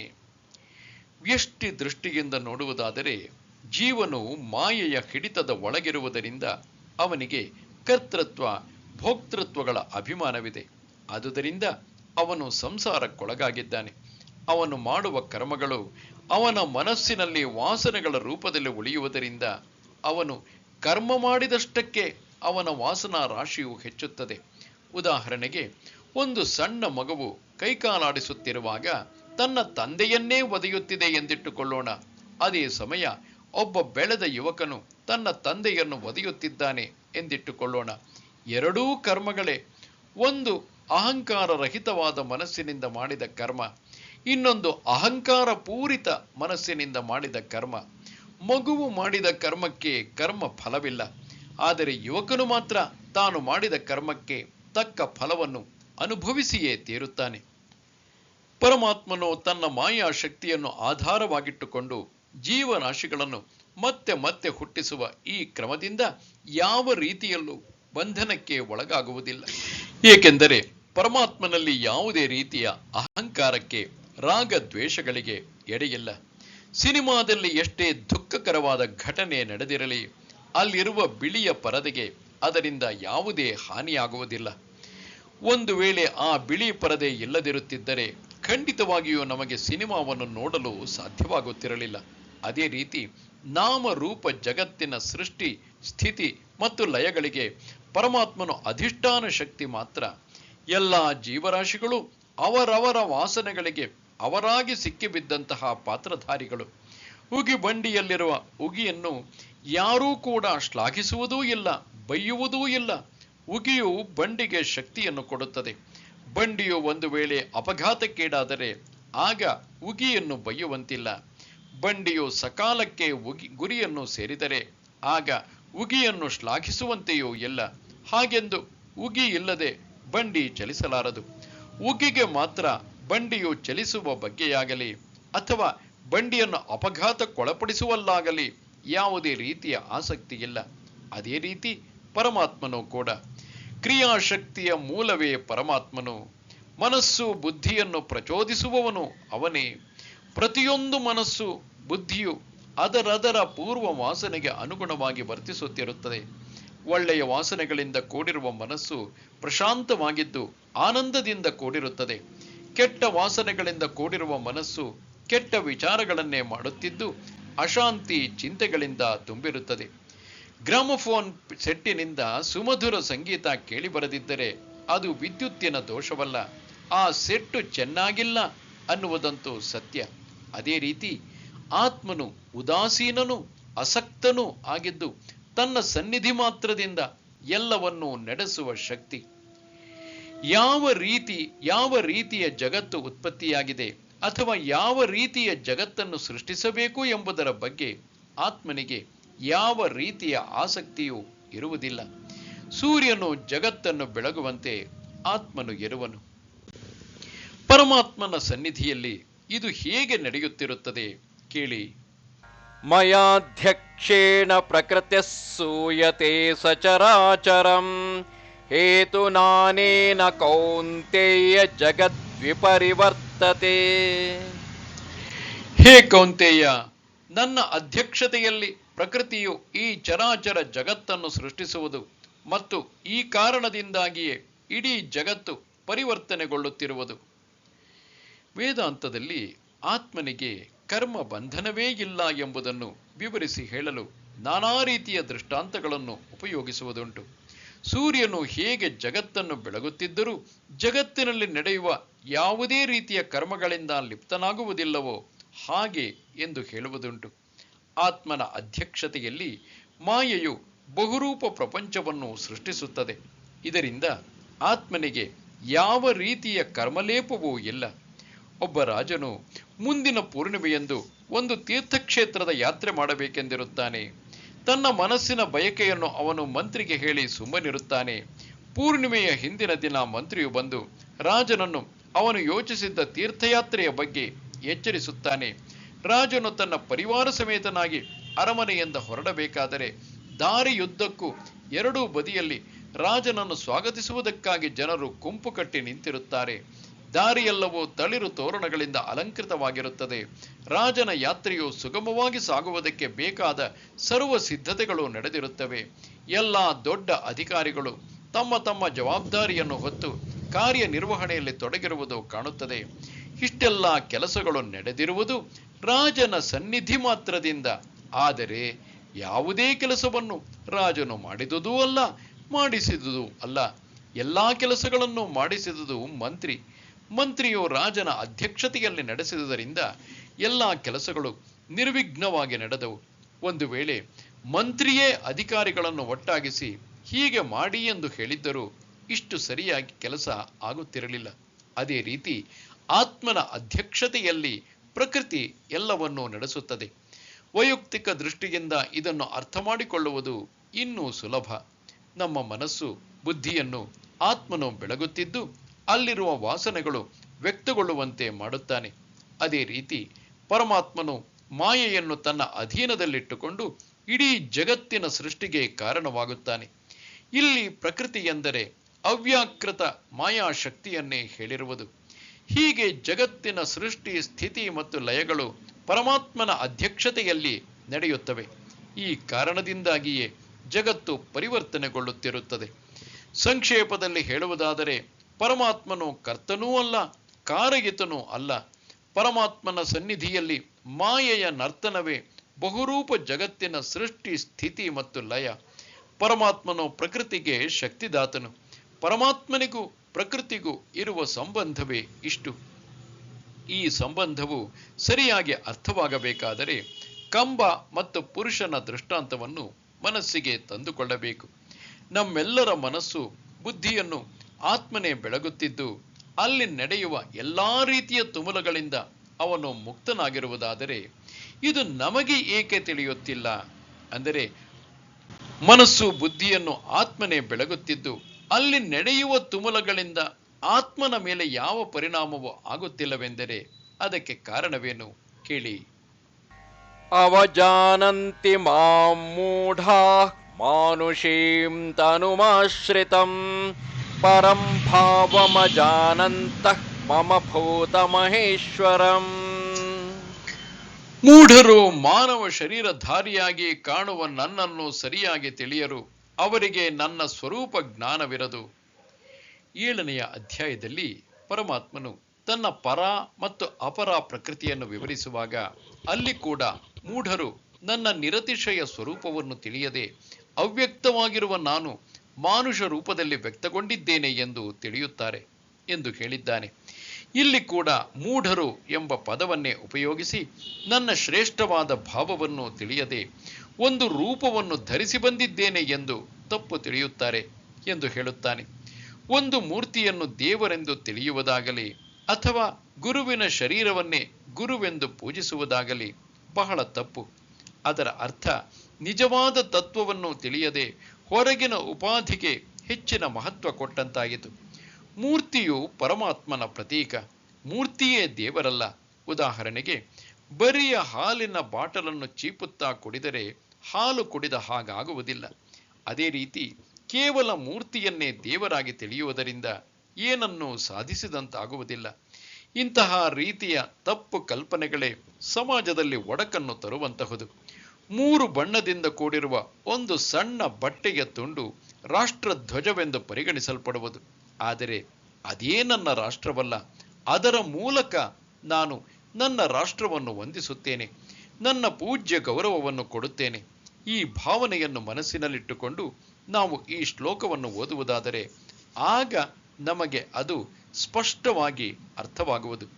ಸಾಮಾನ್ಯರಿಗೆ ಪರಮಾತ್ಮನ ನಿರತಿಶಯ ನಿರ್ಗುಣ ಸ್ವರೂಪದ ಬಗ್ಗೆ ಅರಿವಿರುವುದಿಲ್ಲ. ಅಂತಹವರು ಪರಮಾತ್ಮನು ಮೂರ್ತ ಸ್ವರೂಪದಲ್ಲೇ ಕಂಡುಬರುವಾಗ ಅವನನ್ನು ಸಾಮಾನ್ಯನೆಂದೇ ಪರಿಗಣಿಸುವರು. ಪರಮಾತ್ಮನ ನಿಜ ಸ್ವರೂಪವನ್ನು ತಿಳಿಯುವಲ್ಲಿ ಅವರು ಅಸಮರ್ಥರಾಗುವುದಾದರೂ ಏಕೆ ಕೇಳಿ. ಮೋಘಾಶಾಮೋಘ ಕರ್ಮಾಣ ಮೋಘ ಜ್ಞಾನಾವಿಚೇತಸಃ ರಾಕ್ಷಸೇಮಾಸುರೀಂಚೈವ ಪ್ರಕೃತಿಂ ಮೋಹಿನೀಂ ಶ್ರಿತಾಃ. ಅವರು ರಾಕ್ಷಸೀ ರೂಪವಾದ ಆಸುರಿ ಪ್ರಕೃತಿಗೆ ಸಿಕ್ಕಿಕೊಂಡವರು. ವ್ಯರ್ಥವಾದ ಆಶೆಗಳನ್ನು ಇಟ್ಟುಕೊಂಡು ವ್ಯರ್ಥವಾದ ಕರ್ಮಗಳನ್ನು ಮಾಡುವ ಮೂಲಕ ವ್ಯರ್ಥವಾಗಿಯಾದರೂ ಜೀವಿಸುತ್ತಾರೆ. ಮಹಾತ್ಮಾನಸ್ತು ಮಾಂ ಪಾರ್ಥ ದೈವೀಂ ಪ್ರಕೃತಿಮಾಶ್ರಿತಾಃ ಭಜಂತ್ಯನನ್ಯ ಮನಸಃ ಜ್ಞಾತ್ವಾ ಭೂತಾದಿಮವ್ಯಯಂ. ಆದರೆ ಹೇ ಪಾರ್ಥ, ಸಜ್ಜನರಾದವರು ಸತ್ವಗುಣಗಳನ್ನು ಆಶ್ರಯಿಸಿರುವುದರಿಂದ ಜಗತ್ತಿನ ಸೃಷ್ಟಿಕರ್ತನಾದ ನನ್ನನ್ನು ಅನನ್ಯ ಭಾವದಿಂದ ಭಜಿಸುತ್ತಾರೆ. ತತ್ವ ನಿರೂಪಣೆ ಮಾಡುವಲ್ಲಿ ಗೀತೆಯುದ್ದಕ್ಕೂ ಶ್ರೀಕೃಷ್ಣ ಪರಮಾತ್ಮನು ಉಪಯೋಗಿಸಿರುವ ಅತ್ಯಂತ ವಿಶಿಷ್ಟವಾದ ಶೈಲಿ ಇದು. ಅದು ಯಾವುದೆಂದರೆ 2 ಚಿತ್ರಗಳನ್ನು ಕಣ್ಣ ಮುಂದಿಟ್ಟು ವಿವರಿಸುವ ರೀತಿ. ಅದರಿಂದಾಗಿ ಓದುಗರೇ ತತ್ವ ನಿರ್ಣಯವನ್ನು ಮಾಡಿಕೊಳ್ಳಬಹುದು. ಮೇಲಿನ 2 ಶ್ಲೋಕಗಳನ್ನು ನೋಡಿ. ಮೊದಲನೆಯ ಶ್ಲೋಕವು ರಾಕ್ಷಸೀ ಪ್ರಕೃತಿಯನ್ನು ಆಕ್ರಮಿಸಿದವರ ಸಂಪೂರ್ಣ ಚಿತ್ರವನ್ನು ಕೊಡುವುದಾದರೆ, ಅನಂತರದ ಶ್ಲೋಕವು ಸತ್ವ ಸಂಪನ್ನರಾದ ಮಹಾನುಭಾವರ ಮನೋಭಾವವನ್ನು ವರ್ಣಿಸುತ್ತದೆ. ನಾನಾ ರೀತಿಯ ಆಶೆಗಳಿಂದ ಮೋಹಿತರಾಗಿ ವಿಚಾರ ಶಕ್ತಿಯನ್ನು ಕಳೆದುಕೊಂಡು ಜೀವನದಲ್ಲಿ ಸಂಪೂರ್ಣ ಗೊಂದಲದ ಪರಿಸ್ಥಿತಿಗೆ ಸಿಕ್ಕಿಹಾಕಿಕೊಳ್ಳುವವರೇ ಹೆಚ್ಚು ಜನ. ಅಂತಹವರು ತಾವು ಮಾಡುವ ಕರ್ಮಗಳಲ್ಲೂ ದ್ರೋಹ ಚಿಂತನೆಯನ್ನೇ ಮಾಡುತ್ತಾ ತಮಗೂ ಶಾಂತಿಯಿಲ್ಲ, ಪರರಿಗೂ ಶಾಂತಿಯಿಲ್ಲ ಎನ್ನುವ ರೀತಿಯಲ್ಲಿ ಬಾಳುತ್ತಾರೆ. ಅಂತಹವರನ್ನು ಇಲ್ಲಿ ರಾಕ್ಷಸರು ಎಂದು ಕರೆದಿರುವುದು. ಇವರೆಲ್ಲ ರಾವಣನ ವಂಶಕ್ಕೆ ಸೇರಿದವರು. ನಾವೆಸಗುವ ಕರ್ಮಗಳು ಕರ್ಮ ಫಲದ ರೀತಿಯಲ್ಲಿ ಮನಸ್ಸಿನಲ್ಲಿ ಅಚ್ಚಳಿಯದೆ ಉಳಿಯುತ್ತವೆ. ಈ ವಾಸನೆಗಳು ಮುಂದೆ ನಾವು ಮಾಡುವ ಕರ್ಮವನ್ನು ನಿಗದಿಪಡಿಸುತ್ತವೆ. ಹೀಗೆ ಕೆಟ್ಟ ಉದ್ದೇಶದಿಂದ ಮಾಡುವ ಕರ್ಮಗಳು ಕೆಟ್ಟ ರೀತಿಯ ವಾಸನೆಗಳನ್ನೇ ಉತ್ಪತ್ತಿ ಮಾಡುವುದರಿಂದ ಮತ್ತೆ ಅವುಗಳು ಕೆಟ್ಟ ಕರ್ಮಗಳನ್ನೇ ಮಾಡುವಂತೆ ಪ್ರಚೋದಿಸುತ್ತವೆ. ಈ ರೀತಿಯ ಮನೋಭಾವದಿಂದ ಇರುವವರನ್ನು ರಾಕ್ಷಸನೆಂದಲ್ಲದೆ ಇನ್ಯಾವ ಹೆಸರಿನಿಂದ ತಾನೇ ಕರೆಯಬೇಕು? ಮೇಲಿನದಕ್ಕೆ ವಿರುದ್ಧವಾದ ಚಿತ್ರವನ್ನು ಕೆಳಗಿನ 13ನೆಯ ಶ್ಲೋಕದಲ್ಲಿ ಕೊಡಲಾಗಿದೆ. ಇದು ಸಜ್ಜನರು ಬಾಳುವ ರೀತಿ. ಈ ರೀತಿಯ ವಿವರಣೆಯಿಂದ ಸಾಧಕರಾಗಿ ನಾವು ಹೇಗೆ ಬಾಳಬೇಕು ಎಂಬುದನ್ನು ಸ್ಪಷ್ಟವಾಗಿ ತೋರಿಸಿದಂತೆ ಆಗುತ್ತದೆ. ಮಹಾತ್ಮರು ಆತ್ಮನ ಅವ್ಯಯ ಸ್ವರೂಪವನ್ನು ತಿಳಿದವರಾಗಿ ಅನನ್ಯ ಭಕ್ತಿಯಿಂದ ಆತ್ಮನನ್ನೇ ಭಜಿಸುವ ಸಾಧನೆಯನ್ನು ಮಾಡುತ್ತಿರುತ್ತಾರೆ. ಎಲ್ಲ ಜೀವರಾಶಿಗಳಿಗೆ ಪರಮಾತ್ಮನೇ ಆಶ್ರಯದಾತನು ಎಂಬುದು ಅವನಿಗೆ ತಿಳಿದಿರುತ್ತದೆ. ಎಲ್ಲ ಮಣ್ಣಿನ ಮಡಿಕೆಗಳಲ್ಲೂ ಮಣ್ಣೆನ್ನುವುದು ಸತ್ಯ ಎಂಬ ಜ್ಞಾನವನ್ನು ಪಡೆದವನು ಮಡಕೆಗಳನ್ನು ನೋಡುವಾಗ ಕಣ್ಣನ್ನು ಮರೆಯುವಂತಿಲ್ಲ. ಅದೇ ರೀತಿ ಪರಮಾತ್ಮನನ್ನು ಎಲ್ಲಾ ಜೀವರಾಶಿಗಳಿಗೆ ಆಶ್ರಯದಾತನು ಎಂಬುದನ್ನು ತಿಳಿದ ಮಹಾತ್ಮರು ಎಲ್ಲ ಜೀವರಾಶಿಗಳನ್ನು ಪರಮಾತ್ಮನ ಭಾವವೆಂದೇ ಪರಿಗಣಿಸುತ್ತಾರೆ. ಇದಕ್ಕಿಂತ ಹೆಚ್ಚಿನ ಸಮಾಜವಾದ ಇನ್ನೆಲ್ಲಿದೆ ಹೇಳಿ? ಈ ಸತ್ಯ ಸಂಗತಿಯನ್ನು ಗ್ರಹಿಸಲು ಆಧುನಿಕ ಜನತೆ ಸಿದ್ಧರಿಲ್ಲವಾದರೆ ಇದಕ್ಕೆ ಕಾರಣ ಅವರಲ್ಲಿರುವ ಅಸುರಿ ಪ್ರವೃತ್ತಿಯೇ ಆಗಿದೆ. ಈಗ ಮಹಾತ್ಮರು ಅನನ್ಯ ಭಾವದಿಂದ ಪರಮಾತ್ಮನನ್ನು ಭಜಿಸುತ್ತಾರೆ. ಅದು ಹೇಗೆ ಕೇಳಿ. ಸತತಂ ಕೀರ್ತಯಂತೋ ಮಾಂ ಯತಂತಶ್ಚ ದೃಢವ್ರತಾಃ ನಮಸ್ಯಂತಶ್ಚ ಮಾಂ ಭಕ್ತ್ಯಾ ನಿತ್ಯಯುಕ್ತಾ ಉಪಾಸತೆ. ಅವರು ಒಂದೇ ಮನಸ್ಸಿನಿಂದ ನಿತ್ಯ ನಿರಂತರವೂ ನನ್ನ ಕೀರ್ತನೆಯನ್ನೇ ಮಾಡುತ್ತಾ ಭಕ್ತಿಯಿಂದ ನನ್ನನ್ನು ನಮಸ್ಕರಿಸುತ್ತಾ ನನ್ನ ಪ್ರಾಪ್ತಿಗಾಗಿ ಶ್ರಮಿಸುತ್ತಾರೆ. ಹಿಂದಿನ ಶ್ಲೋಕದಲ್ಲಿ ನನ್ನನ್ನು ಭೂತಾದಿ ಎಂದು ತಿಳಿದ ಮಹಾತ್ಮರು ನನ್ನನ್ನು ಭಜಿಸುತ್ತಾರೆ ಎಂದು ಹೇಳಿದಾಗ ಜ್ಞಾನಯೋಗವನ್ನು ಎತ್ತಿ ಹಿಡಿದಂತಾಗಿತ್ತು. ಆದರೆ ಇಲ್ಲಿ ಈ ಶ್ಲೋಕದಲ್ಲಿ ಕರ್ಮಯೋಗ ಮತ್ತು ಭಕ್ತಿಯೋಗವನ್ನು ಎತ್ತಿ ಹಿಡಿದಿದ್ದಾನೆ ಪರಮಾತ್ಮ. ಸತತವೂ ನನ್ನ ಕೀರ್ತನೆಯನ್ನೇ ಮಾಡುತ್ತಾ, ಸಾಮಾನ್ಯವಾಗಿ ಪರಮಾತ್ಮನ ಕೀರ್ತನೆ ಮಾಡುವುದು ಗಟ್ಟಿಯಾಗಿ ಭಜನೆಯನ್ನು ಹಾಡುವ ಮೂಲಕ. ಆದರೆ ಇಲ್ಲಿ ಹೇಳಿರುವ ಕೀರ್ತನೆಗೆ ಅರ್ಥ ಬೇರೆಯಿದೆ.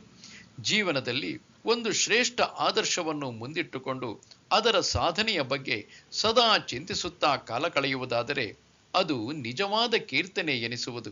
ಸಮಾಜ ಸೇವಕನಾದವನು ಸಮಾಜದ ಶ್ರೇಯಸ್ಸಿನ ಬಗ್ಗೆ ಸದಾ ಚಿಂತಿಸುವುದಾದರೆ ಅದು ಅವನು ಮಾಡುವ ಕೀರ್ತನೆ. ಅದೇ ರೀತಿಯಲ್ಲಿ ಜ್ಞಾನಿಯಾದವನು ಪ್ರಪಂಚದ ಎಲ್ಲರನ್ನೂ ಶುದ್ಧ ಪ್ರೇಮ ಭಾವದಿಂದ ನೋಡುವುದಾದರೆ ಅದು ಅವನು ಮಾಡುವ ಕೀರ್ತನೆಯಾಗುವುದು. ದೃಢವಾದ ವ್ರತದಿಂದ ಯತ್ನವನ್ನು ಮಾಡುವುದು, ಯಾವುದೇ ಸಾಧನೆಯಲ್ಲಿ ದೃಢವಾದ ಸಂಕಲ್ಪವಿಲ್ಲದಿರುವುದೇ ಮುಖ್ಯವಾದ ಕೊರತೆಯಾಗಿರುತ್ತದೆ. ಕೆಲವರು ತಿಳಿದುಕೊಂಡಿರುವುದೇನೆಂದರೆ ವಾರಕ್ಕೊಮ್ಮೆ ಸ್ವಲ್ಪ ಹೊತ್ತಿನ ತನಕ ದೇವರ ನಾಮಗಳನ್ನು ಹಾಡುವುದು ಇದು ಮಹತ್ತರ ಸಾಧನೆ ಎಂದು. ಇನ್ನು ಅದಕ್ಕಿಂತ ಹೆಚ್ಚಿನ ಸಾಧನೆ ಅಗತ್ಯವೇ ಇಲ್ಲವೆಂದು ಅವರ ನಂಬಿಕೆ. ಅಧ್ಯಾತ್ಮ ಸಾಧನೆಗೂ ಈ ರೀತಿಯ ಸಾಧನೆಗೂ ಏನೇನೂ ಸಂಬಂಧವೇ ಇಲ್ಲ. ಆಧ್ಯಾತ್ಮಿಕ ಸಾಧನೆಯು ನಿತ್ಯ ನಿರಂತರ ನಡೆಯಬೇಕಾದದ್ದು. ಎಷ್ಟೆಷ್ಟೋ ಜನ್ಮಗಳ ಮೂಲಕ ಕೂಡಿ ಹಾಕಿಕೊಂಡು ಬಂದ ಅಜ್ಞಾನವನ್ನು ಕಳೆದುಕೊಳ್ಳಬೇಕಾದರೆ ವಾರಕ್ಕೊಂದು ಸಲ ಕೆಲವು ಸಮಯದ ತನಕ ಭಜನೆ ಮಾಡುವುದರಿಂದ ಏನೇನೂ ನಡೆಯದು.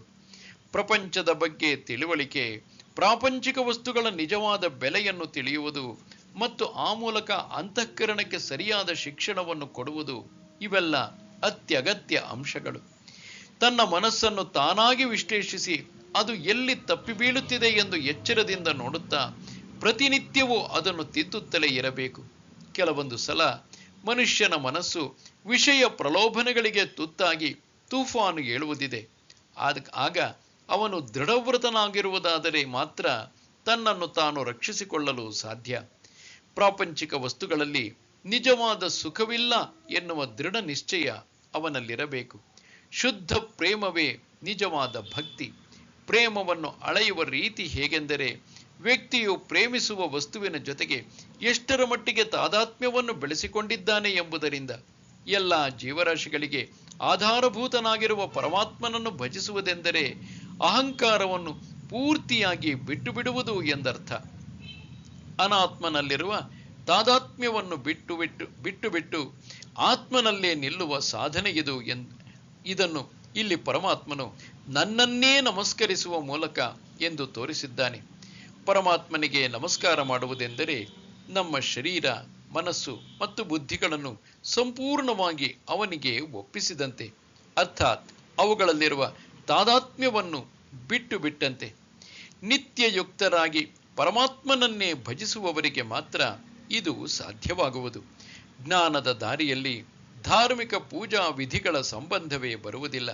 ಜ್ಞಾನಿಯ ಭಕ್ತಿ ಎಂದರೆ ಅರ್ಘ್ಯ, ಪಾದ್ಯ, ನೈವೇದ್ಯಗಳ ಮೂಲಕ ಮಾಡುವ ಪೂಜೆಯಲ್ಲ. ಮನಸ್ಸು ಬುದ್ಧಿಯ ಮೂಲಕ ಆತ್ಮನನ್ನು ಸದಾ ಚಿಂತಿಸುತ್ತಿರುವುದೇ ಜ್ಞಾನಿಯು ಮಾಡುವ ಪೂಜೆ. ಆ ಮೂಲಕ ಮಾತ್ರ ಮನಸ್ಸು ತನ್ನ ಅಜ್ಞಾನವನ್ನು ಕಳೆದುಕೊಂಡು ಪರಮಾತ್ಮನಲ್ಲಿ ಒಂದಾಗಲು ಸಾಧ್ಯ. ಜ್ಞಾನಯಜ್ಞೇನ ಚಾಪ್ಯನ್ಯೇ ಯಜಂತೋ ಮಾಮುಪಾಸತೆ ಏಕತ್ವೇನ ಪೃಥಕ್ತ್ವೇನ ಬಹುಧಾ ವಿಶ್ವತೋ ಮುಖಂ. ಜ್ಞಾನ ಯಜ್ಞದಲ್ಲಿ ದ್ರವ್ಯ ಯಜ್ಞದಲ್ಲಿರುವಂತಹ ಕಟ್ಟುಪಾಡುಗಳಿಲ್ಲ. ತನ್ನ ಎಲ್ಲಾ ಅನುಭವಗಳಲ್ಲಿ ಆತ್ಮನ ಇರುವಿಕೆಯನ್ನು ಗಮನಿಸುವುದೇ ಜ್ಞಾನಿಯ ಮುಖ್ಯ ಲಕ್ಷಣ. ಜ್ಞಾನ ಯಜ್ಞದಲ್ಲಿ ನಿರತನಾದ ವ್ಯಕ್ತಿಯು ಎಲ್ಲಾ ಕಡೆಯಲ್ಲೂ ಆತ್ಮನ ಅಸ್ತಿತ್ವವನ್ನೇ ಕಾಣುತ್ತಾನೆ. ಆತ್ಮನೊಬ್ಬನೇ ಸತ್ಯ, ಉಳಿದುದೆಲ್ಲವೂ ಮಿಥ್ಯಾ ಎಂಬುದು ಅವನ ದೃಢ ನಿಶ್ಚಯವಾಗಿರುತ್ತದೆ. ತಿನ್ನುವ ಚಾಕೊಲೇಟು ಬೇರೆ ಬೇರೆ ಕಂಪನಿಗಳಲ್ಲಿ ತಯಾರಾಗಿದ್ದಿರಬಹುದು. ಅವುಗಳಿಗೆ ಬೇರೆ ಬೇರೆ ಹೆಸರುಗಳಿರಬಹುದು, ಬೇರೆ ಬೇರೆ ರೀತಿಯಲ್ಲಿ ಅವುಗಳನ್ನು ಪ್ಯಾಕಿಂಗ್ ಮಾಡಿರಬಹುದು. ಆದರೂ ಕೂಡ ಅವೆಲ್ಲವುಗಳಲ್ಲಿ ಸಿಹಿ ಅನ್ನುವಂಥದ್ದು ಸರ್ವೇ ಸಾಮಾನ್ಯವಾಗಿ ಕಂಡುಬರುವಂತಹ ಗುಣ. ಚಾಕೊಲೇಟ್ ಅನ್ನು ಸವಿಯುವ ಮಗುವಿಗೆ ಅದು ಯಾವ ಕಂಪನಿಯದಾದರೇನು, ಅದನ್ನು ಹೇಗೆ ಪ್ಯಾಕ್ ಮಾಡಿದ್ದರೇನು, ಸಿಹಿಯನ್ನು ಸವಿಯುವುದು ಮಾತ್ರ ಅದಕ್ಕೆ ಬೇಕಾಗಿರುವುದು. ಅದೇ ರೀತಿ ನಿಜವಾದ ಜ್ಞಾನಿಯಾದವನು ಬಹುರೂಪ ಪ್ರಪಂಚದ ಎಲ್ಲ ನಾಮರೂಪಗಳಲ್ಲೂ ಆತ್ಮನ ಇರುವಿಕೆಯನ್ನು ಮಾತ್ರ ಗಮನಿಸುತ್ತಾನೆ. ರತ್ನ ವ್ಯಾಪಾರಿಗೆ ರತ್ನಗಳನ್ನು ಯಾವ ರೀತಿ ಪೋಣಿಸಿಕೊಟ್ಟರೂ ಅವನು ಅದರ ನಿಜವಾದ ಬೆಲೆಯನ್ನು ತಿಳಿಯುವಂತೆಯೇ ಇದು. ಆತ್ಮಜ್ಞಾನಿಯು ತನ್ನ ಎಲ್ಲಾ ಅನುಭವಗಳಲ್ಲೂ ತನ್ನ ಆತ್ಮನನ್ನೇ ಸತ್ಯವೆಂದು ತಿಳಿಯುತ್ತಾನೆ. ಹೇಗೆ ಒಂದೇ ಬೆಳಕು ಸಾವಿರಾರು ಕನ್ನಡಿಗಳಲ್ಲಿ ಪ್ರತಿಬಿಂಬವಾಗುತ್ತದೋ ಅದೇ ರೀತಿ ಆತ್ಮಜ್ಞಾನಿಗೆ ಎಲ್ಲೆಲ್ಲೂ ತನ್ನ ಆತ್ಮನೇ ಕಾಣುತ್ತಾನೆ. ಅವನಿಗೆ ಇಡೀ ಜಗತ್ತೆಲ್ಲವೂ ತನ್ನ ಆತ್ಮನದೇ ನರ್ತನವಾಗಿ ಕಂಡುಬರುತ್ತದೆ. ಮಿನುಗುವ ಕಣ್ಣುಗಳ ಹಿಂದೆ, ಗೆಳೆಯನ ನಗುವಿನ ಹಿಂದೆ, ಶತ್ರುವಿನ ಸಿಡುಕಿನ ಹಿಂದೆ, ಮಾತ್ಸರ್ಯದ ಮಾತುಗಳ ಹಿಂದೆ, ಪ್ರೀತಿಯ ಮಾತುಗಳ ಹಿಂದೆ ಮಾತ್ರವೇ ಅಲ್ಲದೆ ಶೀತ ಉಷ್ಣಗಳನ್ನು ಅನುಭವಿಸುವಾಗ, ಜಯಾಪಜಯಗಳನ್ನು ಅನುಭವಿಸುವಾಗ ಅಷ್ಟೇ ಏಕೆ ಮನುಷ್ಯರಲ್ಲಿ, ಪ್ರಾಣಿಗಳಲ್ಲಿ, ಪಶು ಪಕ್ಷಿಗಳಲ್ಲಿ, ನದಿ ಪರ್ವತಗಳಲ್ಲಿ ಎಲ್ಲೆಲ್ಲೂ ಕೂಡ ಅವನಿಗೆ ಆತ್ಮನೇ ಕಾಣುತ್ತಾನೆ. ಇದನ್ನೇ ಆತ್ಮಸಾಕ್ಷಾತ್ಕಾರ ಅಥವಾ ದೈವ ಸಾಕ್ಷಾತ್ಕಾರ ಎಂದು ಶಾಸ್ತ್ರದಲ್ಲಿ ಹೇಳಿರುವುದು. ಹೀಗೆ ನಾಮ ರೂಪ ಜಗತ್ತಿನಲ್ಲಿ ಎಲ್ಲೆಲ್ಲೂ ಪರಮಾತ್ಮನನ್ನು ಗುರುತಿಸುವುದೇ ಇಲ್ಲಿ ಜ್ಞಾನ ಯಜ್ಞ ಎಂದು ಕರೆದಿರುವುದು. ಆರಂಭದಲ್ಲಿ ಎಲ್ಲೆಲ್ಲೂ ಪರಮಾತ್ಮನನ್ನು ನೋಡುವುದು ಸಾಧನೆಯಾಗಿ ಬಿಡುವುದು. ಸಾಧನೆಯ ದಾರಿಯಲ್ಲಿ ಮುಂದುವರಿದಂತೆ ಪರಮಾತ್ಮನೇ ಎಲ್ಲೆಲ್ಲೂ ಕಾಣುವುದು ಅವನಿಗೆ ಸಹಜವಾಗಿ ಬಿಡುವುದು. ವಿಶ್ವತೋಮುಖನಾದ ಪರಮಾತ್ಮನನ್ನು ಅನನ್ಯ ಭಾವದಿಂದ ಭಜಿಸುವ ರೀತಿ ಇದು. ಆತ್ಮಜ್ಞಾನಿಯು ಹೀಗೆ ಎಲ್ಲೆಲ್ಲೋ ಆತ್ಮನೇ ಇದ್ದಾನೆ ಎಂದು ತಿಳಿಯುವುದು ಮಾತ್ರವಲ್ಲ, ಎಲ್ಲಾ ಘಟನೆಗಳು ನಡೆಯುತ್ತಿರುವುದು ಅವನಿಂದಲೇ ಎಂದು ತಿಳಿಯುತ್ತಾನೆ. ಸೂರ್ಯನೊಬ್ಬನೇ ಎಂದು ತಿಳಿದ ಮೇಲೆ ಅವನ ನೂರಾರು ಪ್ರತಿಬಿಂಬಗಳನ್ನು ನೋಡಿದರೂ ಮನಸ್ಸು ಭ್ರಮೆಗೊಳ್ಳದ ಹಾಗೆ ಇದು. ವೇದಾಂತದ ಪ್ರಕಾರ ಆತ್ಮಸಾಕ್ಷಾತ್ಕಾರವೆಂದರೆ ಮೌನವಾಗಿ ಕಣ್ಮುಚ್ಚಿಕೊಂಡು ಕುಳಿತು ಆತ್ಮನನ್ನೇ ನೋಡುತ್ತಿರುವುದಲ್ಲ. ಈ ಅಲೌಕಿಕ ಅನುಭವವು ಆತ್ಮಸಾಕ್ಷಾತ್ಕಾರದ ಅಂಗವೇನೂ ಹೌದು. ಆದರೆ ಅಲ್ಲಿಗೆ ಅದು ನಿಲ್ಲಬಾರದು.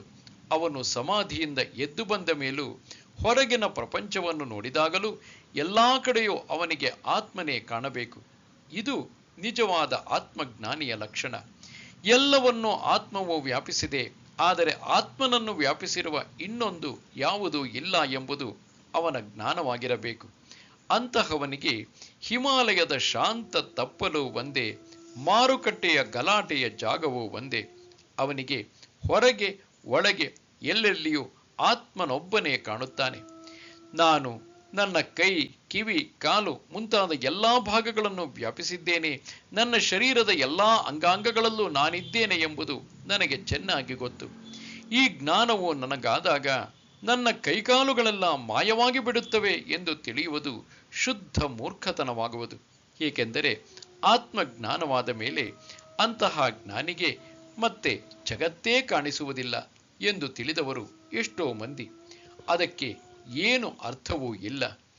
ನಾನು ನನ್ನ ಶರೀರದ ಎಲ್ಲಾ ಭಾಗಗಳನ್ನು ವ್ಯಾಪಿಸಿದ್ದು ಅವುಗಳ ಮೂಲಕ ಜೀವನದ ಎಲ್ಲಾ ಅನುಭವಗಳನ್ನು ಗಳಿಸುತ್ತೇನೆ. ಅದೇ ರೀತಿ ಆತ್ಮಜ್ಞಾನಿಯೂ ಕೂಡ ಆತ್ಮನೊಬ್ಬನೇ ಎಲ್ಲಾ ಕಡೆ ವ್ಯಾಪಿಸಿರುವ ಶಕ್ತಿ ಎಂದು ತಿಳಿದು ಪ್ರಪಂಚದಲ್ಲಿ ವ್ಯವಹರಿಸುತ್ತಾನೆ. ಒಂದೇ ಆತ್ಮನು ಬೇರೆಯಾಗಿ ಬಹುರೂಪದಲ್ಲಿ ಕಾಣಿಸಿಕೊಳ್ಳುತ್ತಿದ್ದಾನೆ ಎಂಬುದು ಅವನಿಗೆ ತಿಳಿದಿರುವುದು. ವೇದಾಂತವು ಪರಮಾತ್ಮನನ್ನು ಜೀವನದ ಎಲ್ಲಾ ಅನುಭವಗಳಲ್ಲಿ ಗುರುತಿಸುವಂತೆ ಶಿಕ್ಷಣವನ್ನು ಕೊಡುವುದು. ಈ ಜ್ಞಾನವು ಕ್ಷಣಿಕವಾದುದಲ್ಲ, ಇದು ಶಾಶ್ವತವಾದ ಜ್ಞಾನ. ಲೌಕಿಕ ಜ್ಞಾನವನ್ನು ಗಳಿಸುವ ರೀತಿಯಂತಲ್ಲ ಇದು. ಅಲ್ಲಿಯಾದರೂ ಕಲಿತ ಜ್ಞಾನವನ್ನು ಮರೆಯುವ ಸಂದರ್ಭವಿದೆ, ಆದರೆ ಇಲ್ಲಿ ಅದೂ ಸಾಧ್ಯವಿಲ್ಲ. ಆತ್ಮನನ್ನು ತಿಳಿದವನು ಆತ್ಮನೇ ಆಗುತ್ತಾನೆ. ಅಂತಹ ಆತ್ಮಜ್ಞಾನಿಗೆ ಒಬ್ಬನೇ ಆತ್ಮನು ನಾನಾ ರೂಪಗಳಲ್ಲಿ ವಿಧ ವಿಧವಾಗಿ ಕಾಣಿಸುತ್ತಿರುವನು ಎಂಬ ತಿಳುವಳಿಕೆ ಇರುತ್ತದೆ. ಹೀಗೆ ಬೇರೆ ಬೇರೆ ನಾಮರೂಪಗಳ ಮೂಲಕ ಮಾಡುವ ಪೂಜೆಯು ಒಬ್ಬನೇ ಆತ್ಮನನ್ನು ಹೋಗಿ ಸೇರುವುದಾದರೂ ಹೇಗೆ? ಕೇಳಿ. ಅಹಂ ಕ್ರತುರಹಂ ಯಜ್ಞಃ ಸ್ವಧಾಹಮಹಮೌಷಧಂ ಮಂತ್ರೋಹಮಹಮೇವಾಜ್ಯಂ ಅಹಮಗ್ನಿರಹಂ ಹುತಂ. ಶ್ರುತಿಯಲ್ಲಿ ಹೇಳಿರುವ ಯಾಗವೂ ನಾನೇ, ಸ್ಮೃತಿಯಲ್ಲಿ ಹೇಳಿರುವ ಯಜ್ಞವೂ ನಾನೇ, ಸ್ವಧಾಕಾರವೂ ನಾನೇ, ಸ್ವಾಹಾಕಾರವೂ ನಾನೇ, ಆಜ್ಯವೂ ನಾನೇ. ಅಲ್ಲಿ ಅಗ್ನಿ ಸ್ವರೂಪನಾದ ಯಜ್ಞೇಶ್ವರನೂ ನಾನೇ, ಯಜ್ಞೇಶ್ವರನಿಗೆ ಕೊಟ್ಟ ಆಹುತಿಗಳೂ ನಾನೇ. 4ನೇ ಅಧ್ಯಾಯದ 24ನೇ ಶ್ಲೋಕದಲ್ಲಿ ಈಗಾಗಲೇ ಪರಮಾತ್ಮನು ವಿವರಿಸಿರುವ ತತ್ವವನ್ನೇ ಇಲ್ಲಿ ಪುನಃ ಹೇಳಲಾಗಿದೆ. ಈ ಶ್ಲೋಕದಲ್ಲಿ ಹೇಗೆ ಆತ್ಮನು ನಮ್ಮ ಎಲ್ಲಾ ಮಾನಸಿಕ ವೃತ್ತಿಗಳಲ್ಲೂ ಶಾರೀರಿಕ ಕರ್ಮಗಳಲ್ಲೂ ವ್ಯಾಪಿಸಿದ್ದಾನೆ ಎಂಬುದನ್ನು ತೋರಿಸಲಾಗಿದೆ. ಮಹಾಭಾರತದ ಕಾಲದಲ್ಲಿ ಯಜ್ಞ ಯಾಗಾದಿಗಳು ಸಾಕಷ್ಟು ರೀತಿಯಲ್ಲಿ ನಡೆಯುತ್ತಿದ್ದವು. ಆ ಉದಾಹರಣೆಯನ್ನೇ ತೆಗೆದುಕೊಂಡು ಅಲ್ಲಿ ಪರಮೇಶ್ವರನು ತತ್ವ ನಿರೂಪಣೆಯನ್ನು ಮಾಡುತ್ತಿದ್ದಾನೆ. ಇವೆಲ್ಲವೂ ಆತ್ಮನಲ್ಲೇ, ಆತ್ಮನಿಂದ ಆತ್ಮನಿಗಾಗಿ ನಡೆಯುತ್ತಿರುವ ಪೂಜೆಗಳು ಎಂಬುದನ್ನು ಅರ್ಜುನನಿಗೆ ಮನದಟ್ಟಾಗುವಂತೆ ಪರಮಾತ್ಮನು ಇಲ್ಲಿ ಹೇಳುತ್ತಿದ್ದಾನೆ. ಯಜ್ಞದಲ್ಲಿ ಉಪಯೋಗಿಸುವ ಸಮಿತ್ತು, ತುಪ್ಪವು, ಅಗ್ನಿಯು ಮತ್ತು ಮಂತ್ರಗಳು ಇವೆಲ್ಲವೂ ಆತ್ಮನೇ ಎಂದು ಪರಮಾತ್ಮನು ಹೇಳುತ್ತಾನೆ. ಒಂದೇ ಬಂಗಾರದಿಂದ ನಾನಾ ರೀತಿಯ ಆಭರಣಗಳನ್ನು ಮಾಡಿದರೆ ಅವುಗಳೆಲ್ಲದರಲ್ಲೂ ನಾನೇ ವ್ಯಾಪಿಸಿದ್ದೇನೆ ಎಂದು ಬಂಗಾರವು ಹೇಳಬಹುದು. ಅದೇ ರೀತಿ ಇಡೀ ಜಗತ್ತಿಗೆ ಆತ್ಮನೊಬ್ಬನೇ ಅಧಿಷ್ಠಾನವಾದುದರಿಂದ ಎಲ್ಲವೂ ಆತ್ಮನದೇ ಸ್ವರೂಪ ಅಥವಾ ಒಬ್ಬನೇ ಆತ್ಮನು ನಾನಾ ರೂಪಗಳಲ್ಲಿ ಕಾಣಿಸುತ್ತಿರುವುದು. ಮುಂದುವರಿಸುತ್ತಾ ಪರಮಾತ್ಮನು ಹೇಳುತ್ತಾನೆ, ಪಿತಾಹಮಸ್ಯ ಜಗತಃ ಮಾತಾ ಧಾತಾ ಪಿತಾಮಹಃ ವೇದ್ಯಂ ಪವಿತ್ರಮೋಂಕಾರಃ ರುಕ್ಸಾಮಯಜುರೇವ ಚ. ಈ ಜಗತ್ತಿನ ತಾಯಿ, ತಂದೆ, ಧಾತ ಮತ್ತು ತಾತನು ನಾನೇ. ವೇದಗಳಲ್ಲಿ ಹೇಳಿರುವ ಪವಿತ್ರವಾದ ಓಂಕಾರವು ನಾನೇ ಮತ್ತು ಆ 4 ವೇದಗಳು ನಾನೇ. ಆತ್ಮನು ಸರ್ವಾಂತರ್ಯಾಮಿ ಎಂಬುದನ್ನು ತೋರಿಸಲು ಈ ಶ್ಲೋಕವನ್ನು ಬಳಸಲಾಗಿದೆ. ಮಾತ್ರವಲ್ಲ, ಆತ್ಮನು ಸರ್ವಕಾರಣನು, ಅವನಿಗೆ ಕಾರಣವಿಲ್ಲ ಎಂಬುದನ್ನು ಇಲ್ಲಿ ತೋರಿಸಲಾಗಿದೆ. ನಮ್ಮ ಶಾರೀರಿಕ, ಮಾನಸಿಕ ಮತ್ತು ಬೌದ್ಧಿಕ ಅನುಭವಗಳಲ್ಲಿ ಆತ್ಮನೊಬ್ಬನೇ ಸತ್ಯ. ಜಗತ್ತಿನ ನಮ್ಮ ಎಲ್ಲ ಅನುಭವಗಳು ಆತ್ಮನನ್ನು ಅವಲಂಬಿಸಿಕೊಂಡೇ ಇರುತ್ತವೆ. ಆದುದರಿಂದಲೇ ಪರಮಾತ್ಮನು ಇಲ್ಲಿ ಧೈರ್ಯವಾಗಿ ಹೇಳಿರುವುದು, ಈ ಜಗತ್ತಿಗೆ ತಂದೆಯೂ ನಾನೇ, ತಾಯಿಯೂ ನಾನೇ, ಧಾತನೂ ನಾನೇ ಮತ್ತು ತಾತನೂ ನಾನೇ ಎಂದು. ನಾನೇ ತಿಳಿದುಕೊಳ್ಳಬೇಕಾದವನು ಎಂದು ಪರಮಾತ್ಮನು ಇಲ್ಲಿ ಒತ್ತಿ ಹೇಳುತ್ತಾನೆ. ಆತ್ಮನನ್ನು ತಿಳಿಯುವುದೆಂದರೆ ಆತ್ಮನನ್ನು ತಿಳಿಯುವುದರಿಂದ ಮತ್ತೆ ತಿಳಿಯಬೇಕಾದುದು ಯಾವುದೂ ಉಳಿಯುವುದಿಲ್ಲ. ಏಕೆಂದರೆ ಆತ್ಮನೇ ಇಡೀ ಜಗತ್ತಿಗೆ ಅಧಿಷ್ಠಾನನಾಗಿರುವವನು. ಗೊತ್ತಿದ್ದೋ ಗೊತ್ತಿಲ್ಲದೆಯೋ ನಾವೆಲ್ಲರೂ ಆತ್ಮನನ್ನೇ ಅರಸುತ್ತಿದ್ದೇವೆ. ಆತ್ಮನ ಅರಿವಿಲ್ಲದೆ ಅಹಂಕಾರದ ಮೂಲಕ ಜೀವಿಸುವುದೆಂದರೆ ಸಂಸಾರವನ್ನು ಅನುಭವಿಸುತ್ತಾ ಬದುಕಿದಂತೆ. ಆತ್ಮನ ಸ್ವರೂಪವನ್ನು ತಿಳಿಯುವುದರಿಂದ ನಾವು ಸಂಸಾರದ ನದಿಯನ್ನು ದಾಟಿದಂತಾಗುವುದು. ವೇದಗಳಲ್ಲಿ ಪರಮಾತ್ಮನನ್ನು ಓಂಕಾರ ಸ್ವರೂಪನೆಂದು ವರ್ಣಿಸಿದ್ದಾರೆ. ಓಂಕಾರ ಶಬ್ದಕ್ಕೆ ನಮ್ಮ ಎಚ್ಚರ, ಕನಸು ಮತ್ತು ನಿದ್ದೆಗಳೆಂಬ 3 ಅವಸ್ಥೆಗಳನ್ನು ಬೆಳಗುವ ಶಕ್ತಿ ಎಂದು ಅರ್ಥ. ಇದು ಅವಸ್ಥಾತ್ರಯಾತೀತವಾದ ಶಕ್ತಿ. ಈ 3 ಅವಸ್ಥೆಗಳು ಆತ್ಮನಲ್ಲಿ ಅಧ್ಯಸ್ಥವಾದವುಗಳು. ಅಧಿಷ್ಠಾನವು ಅಧ್ಯಸ್ಥವಾದುದಕ್ಕಿಂತ ಯಾವಾಗಲೂ ಬೇರೆಯಾಗಿರುವುದು. ಆತ್ಮನಲ್ಲೇ ಇರುವ ಅವಸ್ಥೆಯನ್ನು 4ನೆಯ ಅವಸ್ಥೆ ತುರಿಯ ಎಂದು ಉಪನಿಷತ್ತಿನಲ್ಲಿ ವಿವರಿಸಲಾಗಿದೆ. ಓಂಕಾರವು ಈ 4 ಅವಸ್ಥೆಗಳನ್ನು ಪ್ರತಿನಿಧಿಸುತ್ತದೆ. ಶ್ರೀಮದ್ ಭಾಗವತದಲ್ಲಿ ಈ ಓಂಕಾರ ಸ್ವರೂಪಿ ಶ್ರೀಕೃಷ್ಣನ ಲೀಲೆಗಳನ್ನೇ ಕಥಾರೂಪದಲ್ಲಿ ವರ್ಣಿಸಿರುವುದು. ಎಲ್ಲ ವೇದಗಳಲ್ಲೂ ಈ ಪರಮಾತ್ಮನನ್ನೇ ಸ್ತುತಿ ಮಾಡಿರುವುದರಿಂದ ಆ 4 ವೇದಗಳು ನಾನೇ ಎಂದು ಪರಮಾತ್ಮನು ಹೇಳಿದ್ದಾನೆ. ಅಷ್ಟೇ ಅಲ್ಲದೆ ಗತಿರ್ಭರ್ತ್ರಾ ಪ್ರಭುಃ ಸಾಕ್ಷಿ ನಿವಾಸ ಶರಣಂ ಸುಹೃತ್ ಪ್ರಭವಃ ಪ್ರಲಯಸ್ಥಾನಂ ನಿಧಾನಂ ಬೀಜಮವ್ಯಯಂ. ಈ ಜಗತ್ತಿಗೆ ನಾನೇ ಗತಿ, ಅದರ ಭರಣ ಮಾಡುವವನು ಪ್ರಭು ಮತ್ತು ಸಾಕ್ಷಿಯೋ ನಾನೇ. ಜಗತ್ತಿಗೆ ನಿವಾಸ ಸ್ಥಾನವು, ಆಶ್ರಯದಾತನು, ಆಪ್ತನು, ಉತ್ಪತ್ತಿ ಸ್ಥಿತಿ ಪ್ರಳಯಕಾರನು ಮತ್ತು ಅವ್ಯಯ ಬೀಜನು ನಾನೇ. ಆತ್ಮನ ಸರ್ವವ್ಯಾಪಕತ್ವವನ್ನು ವಿವರಿಸುವುದನ್ನು ಮುಂದುವರಿಸುತ್ತಿದ್ದಾನೆ ಶ್ರೀಕೃಷ್ಣ. ನಾವು ನಮ್ಮ ಅಜ್ಞಾನದಿಂದಾಗಿ ಪರಮಾತ್ಮನನ್ನು ಗುರುತಿಸುತ್ತಿಲ್ಲ. ಇಲ್ಲಿ ಸುಂದರವಾದ ರೀತಿಯಲ್ಲಿ ಅರ್ಥಗರ್ಭಿತ ಶಬ್ದಗಳನ್ನು ಉಪಯೋಗಿಸುವ ಮೂಲಕ ತನ್ನ ಸರ್ವವ್ಯಾಪಕತ್ವವನ್ನು ವಿವರಿಸುತ್ತಾನೆ. ಗತಿಹಿ ಅಂದರೆ ಪರಮಾತ್ಮನನ್ನು ಪಡೆಯುವುದೇ ನಮ್ಮೆಲ್ಲರ ಜೀವನದ ಧ್ಯೇಯ. ಆತ್ಮನ ಸ್ವರೂಪವನ್ನು ಕಂಡುಕೊಂಡಾಗಲೇ ಎಲ್ಲ ರೀತಿಯ ಹುಡುಕುವಿಕೆಯು ನಿಲ್ಲುವುದು. ಹಗ್ಗದ ಮೇಲೆ ಹಾವನ್ನು ಕಾಣುವವನಿಗೆ ಹಗ್ಗವನ್ನು ಕಂಡಾಗಲೇ ಪೂರ್ಣ ತೃಪ್ತಿ ದೊರಕುವುದು. ಅದೇ ರೀತಿ ನಮ್ಮ ಸಂಸಾರ ಜಗತ್ತಿಗೆ ಅಧಿಷ್ಠಾನವಾದ ಆತ್ಮನ ದರ್ಶನವಾದಾಗಲೇ ಸಂಸಾರ ನಿವೃತ್ತಿಯಾಗುವುದು. ಆತ್ಮನನ್ನು ತಿಳಿಯುವುದನ್ನೇ ಇಲ್ಲಿ ಪರಮಗತಿ ಎಂದು ಹೇಳಿರುವುದು. ಭರ್ತ, ಮರುಭೂಮಿಯು ಹೇಗೆ ಮರುಮರೀಚಿಕೆಗೆ ಆಧಾರವಾಗಿರುತ್ತದೆಯೋ ಅದೇ ರೀತಿ ಆತ್ಮನು ಜಗತ್ತಿಗೆ ಅಧಿಷ್ಠಾತನು. ಜಗತ್ತಿಗೆ ಸತ್ತಾ ಸ್ಫುರಣೆಯನ್ನು ಪ್ರದಾನ ಮಾಡುವವನು ಆತ್ಮನೇ.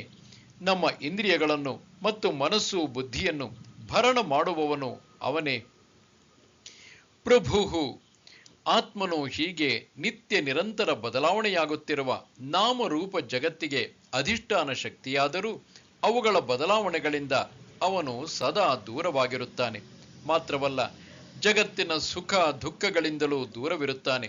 ಅವನ ಸ್ವರೂಪ ಜಗತ್ತನ್ನು ಬೆಳಗುವುದು ಮಾತ್ರ. ಸಾಕ್ಷಿ, ಜಗತ್ತಿನ ಎಲ್ಲ ಆಗುಹೋಗುಗಳಿಗೂ ಆತ್ಮನು ಕೇವಲ ಸಾಕ್ಷಿ. ಇಂದ್ರಿಯ ಮನಸ್ಸು ಬುದ್ಧಿಗಳ ಎಲ್ಲ ವ್ಯವಹಾರದಲ್ಲಿ ಅವನು ಕೇವಲ ಸಾಕ್ಷಿ ಮಾತ್ರ.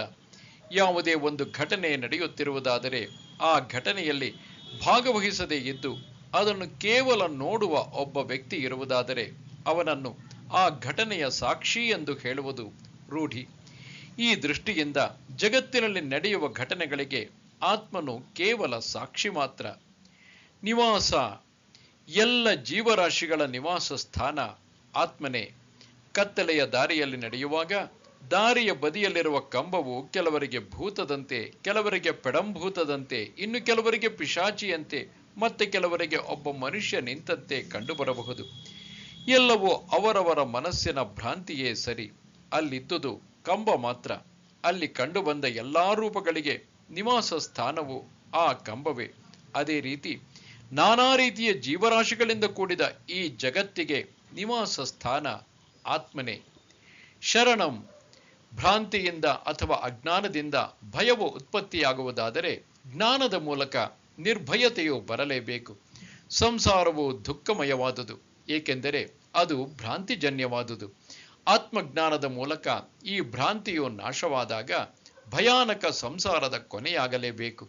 ಆತ್ಮನು ಶಾರೀರಿಕ ಉಪಾಧಿಗಳಲ್ಲಿ ತಾದಾತ್ಮ್ಯವನ್ನು ಹೊಂದಿ ಪ್ರಪಂಚದ ವ್ಯವಹಾರದಲ್ಲಿ ಧುಮುಕುವುದಾದರೆ ಅವನಿಗೆ ಸಂಸಾರವು ಕಟ್ಟಿಟ್ಟ ಬುತ್ತಿಯಾಗುವುದು. ಸಂಸಾರದಲ್ಲಿ ನಾನಾ ರೀತಿಯ ಕಷ್ಟ, ನಷ್ಟ, ನೋವು, ನಲಿವುಗಳನ್ನು ಸಾಕಷ್ಟು ಅನುಭವಿಸಿ ಜೀವವು ಆತ್ಮನ ಕಡೆಗೆ ತಿರುಗಿದಾಗ ಅದಕ್ಕೆ ಪೂರ್ಣ ಶಾಂತಿಯು ಲಭ್ಯವಾಗುವುದು. ಪೂರ್ಣ ಶಾಂತಿಗಾಗಿ ಎಲ್ಲ ಜೀವರಾಶಿಗಳು ಆತ್ಮನನ್ನೇ ಶರಣು ಹೋಗಬೇಕಾಗುವುದು. ಮೇಲಿನ ಎಲ್ಲ ವಿವರಣೆಗಳು ಪರಮಾತ್ಮನನ್ನು ಮಾನವನಿಂದ ಅತಿ ದೂರದಲ್ಲಿರುವ ಸತ್ಯ ಎಂಬಂತಹ ರೀತಿಯಲ್ಲಿ ತೋರಿಸಿಕೊಡುತ್ತದೆ. ಓದುಗರ ಮನಸ್ಸಿನಲ್ಲಿ ಈ ರೀತಿ ಬರಬಹುದಾದ ಸಂಶಯವನ್ನು ನಿವಾರಿಸುವುದಕ್ಕೋಸ್ಕರ ಇಲ್ಲಿ ಪರಮಾತ್ಮನನ್ನು ಸುಹೃತ್ ಎಂಬ ಶಬ್ದದಲ್ಲಿ ವಿವರಿಸಿ ಅವನು ಎಲ್ಲರ ಸಹೃದಯನು ಎಂದು ತೋರಿಸಲಾಗಿದೆ. ಸುಹೃತ್, ಪರಮಾತ್ಮನು ಎಲ್ಲ ಜೀವರಾಶಿಗಳ ಮಿತ್ರನು. ಇಲ್ಲಿ ಮಿತ್ರ ಎಂದರೆ ಬೀಡಿ ಹಚ್ಚಿಕೊಳ್ಳಲು ಬೆಂಕಿಪಟ್ಟಣವನ್ನು ಕೊಡುವ ಮಿತ್ರನಲ್ಲ. ಪ್ರತ್ಯುಪಕಾರವನ್ನು ಬಯಸದೆ ಎಲ್ಲ ಜೀವರಾಶಿಗಳ ಏಳಿಗೆಯನ್ನು ಬಯಸುವ ಮಿತ್ರನು. ನಾನೇ ಜಗತ್ತಿನ ಉತ್ಪತ್ತಿ ಸ್ಥಿತಿ ಮತ್ತು ಪ್ರಳಯಗಳಿಗೆ ಕಾರಣನಾಗಿರುವೆನು. ಎಲ್ಲ ಆಭರಣಗಳಲ್ಲಿ ಬಂಗಾರವಿರುವಂತೆ ಮತ್ತು ಎಲ್ಲ ಮಣ್ಣಿನ ಮಡಕೆಗಳಲ್ಲಿ ಮಣ್ಣಿರುವಂತೆ ಬಹುರೂಪ ಪ್ರಪಂಚದ ಎಲ್ಲ ನಾಮರೂಪಗಳಲ್ಲಿ ಆತ್ಮನೇ ಇರುವುದು. ಆದುದರಿಂದಲೇ ಅವನನ್ನು ಅಧಿಷ್ಠಾನ ಎಂದು ಕರೆದಿರುವುದು. ಎಲ್ಲ ನಾಮರೂಪಗಳ ಉತ್ಪತ್ತಿ, ಸ್ಥಿತಿ ಮತ್ತು ಲಯಗಳು ಅವನಲ್ಲೇ ನಡೆಯುವುದು. ಆದ್ದರಿಂದಲೇ ಅವನನ್ನು ನಿಧಾನ ಎಂದು ಕರೆದಿರುವುದು. ಅವ್ಯಯ ಬೀಜವು ನಾನೇ. ಸಾಮಾನ್ಯವಾಗಿ ಬೀಜವೆಂದರೆ ಅದು ಮೊಳಕೆಯಾಗಿ ಸಸಿಯಾದ ಕೂಡಲೇ ತಾನಾಗಿ ಸಾಯುವುದು. ಆತ್ಮನು ನಮ್ಮ ಇಡೀ ಸಂಸಾರ ವೃಕ್ಷಕ್ಕೆ ಬೀಜಭೂತನು, ಅವ್ಯಯನಾದ ಬೀಜಭೂತನು. ಅವನಿಂದ ಸಂಸಾರ ವೃಕ್ಷದ ಉತ್ಪತ್ತಿಯಾದರೂ ಅವನು ಯಾವ ರೀತಿಯ ಬದಲಾವಣೆಯನ್ನು ಹೊಂದುವುದಿಲ್ಲ. ಜಗತ್ತಿನ ಉತ್ಪತ್ತಿಯಲ್ಲಿ ಅಧಿಷ್ಠಾನ ಶಕ್ತಿಯಾದ ಪರಮಾತ್ಮನು ಬದಲಾವಣೆ ಹೊಂದುತ್ತಾನೆ ಎಂಬ ಕಲ್ಪನೆಯು ಸತ್ಯಕ್ಕೆ ಬಹಳ ದೂರವಾದುದು. ವೇದಾಂತವು ಈ ರೀತಿಯ ಕಲ್ಪನೆಯನ್ನು ಸ್ಪಷ್ಟವಾಗಿ ಅಲ್ಲಗಳೆಯುತ್ತದೆ. ದ್ವೈತಿಗಳ ಪ್ರಕಾರ ಮೇಲಿನ ಕಲ್ಪನೆಯನ್ನು ಅವರು ಒಪ್ಪಲೇಬೇಕು. ಇಲ್ಲವಾದರೆ ಅವರಿಗೆ ತತ್ವವನ್ನು ವಿವರಿಸಲು ಸಾಧ್ಯವೇ ಇಲ್ಲ.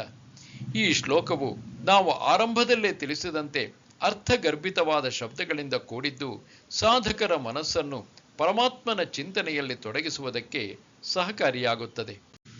ಮುಂದುವರಿಸುತ್ತಾ, ತಪಾಮ್ಯಹಮಹಂ ವರ್ಷಂ ನಿಗೃಹಾಮ್ಯುತ್ಸೃಜಾಮಿ ಚ ಅಮೃತಂಚೈವ ಮೃತ್ಯುಶ್ಚ ಸದಸಚ್ಚಾಹಮರ್ಜುನ. ಸೂರ್ಯನ ಮೂಲಕ ಪ್ರಪಂಚಕ್ಕೆ ಶಾಖವನ್ನು ಕೊಡುವವನು ಮತ್ತು ಮಳೆಗರೆಯುವವನು ನಾನೇ. ಹೇ ಅರ್ಜುನ, ಅಮೃತವೂ ನಾನೇ, ಮೃತ್ಯುವೂ ನಾನೇ.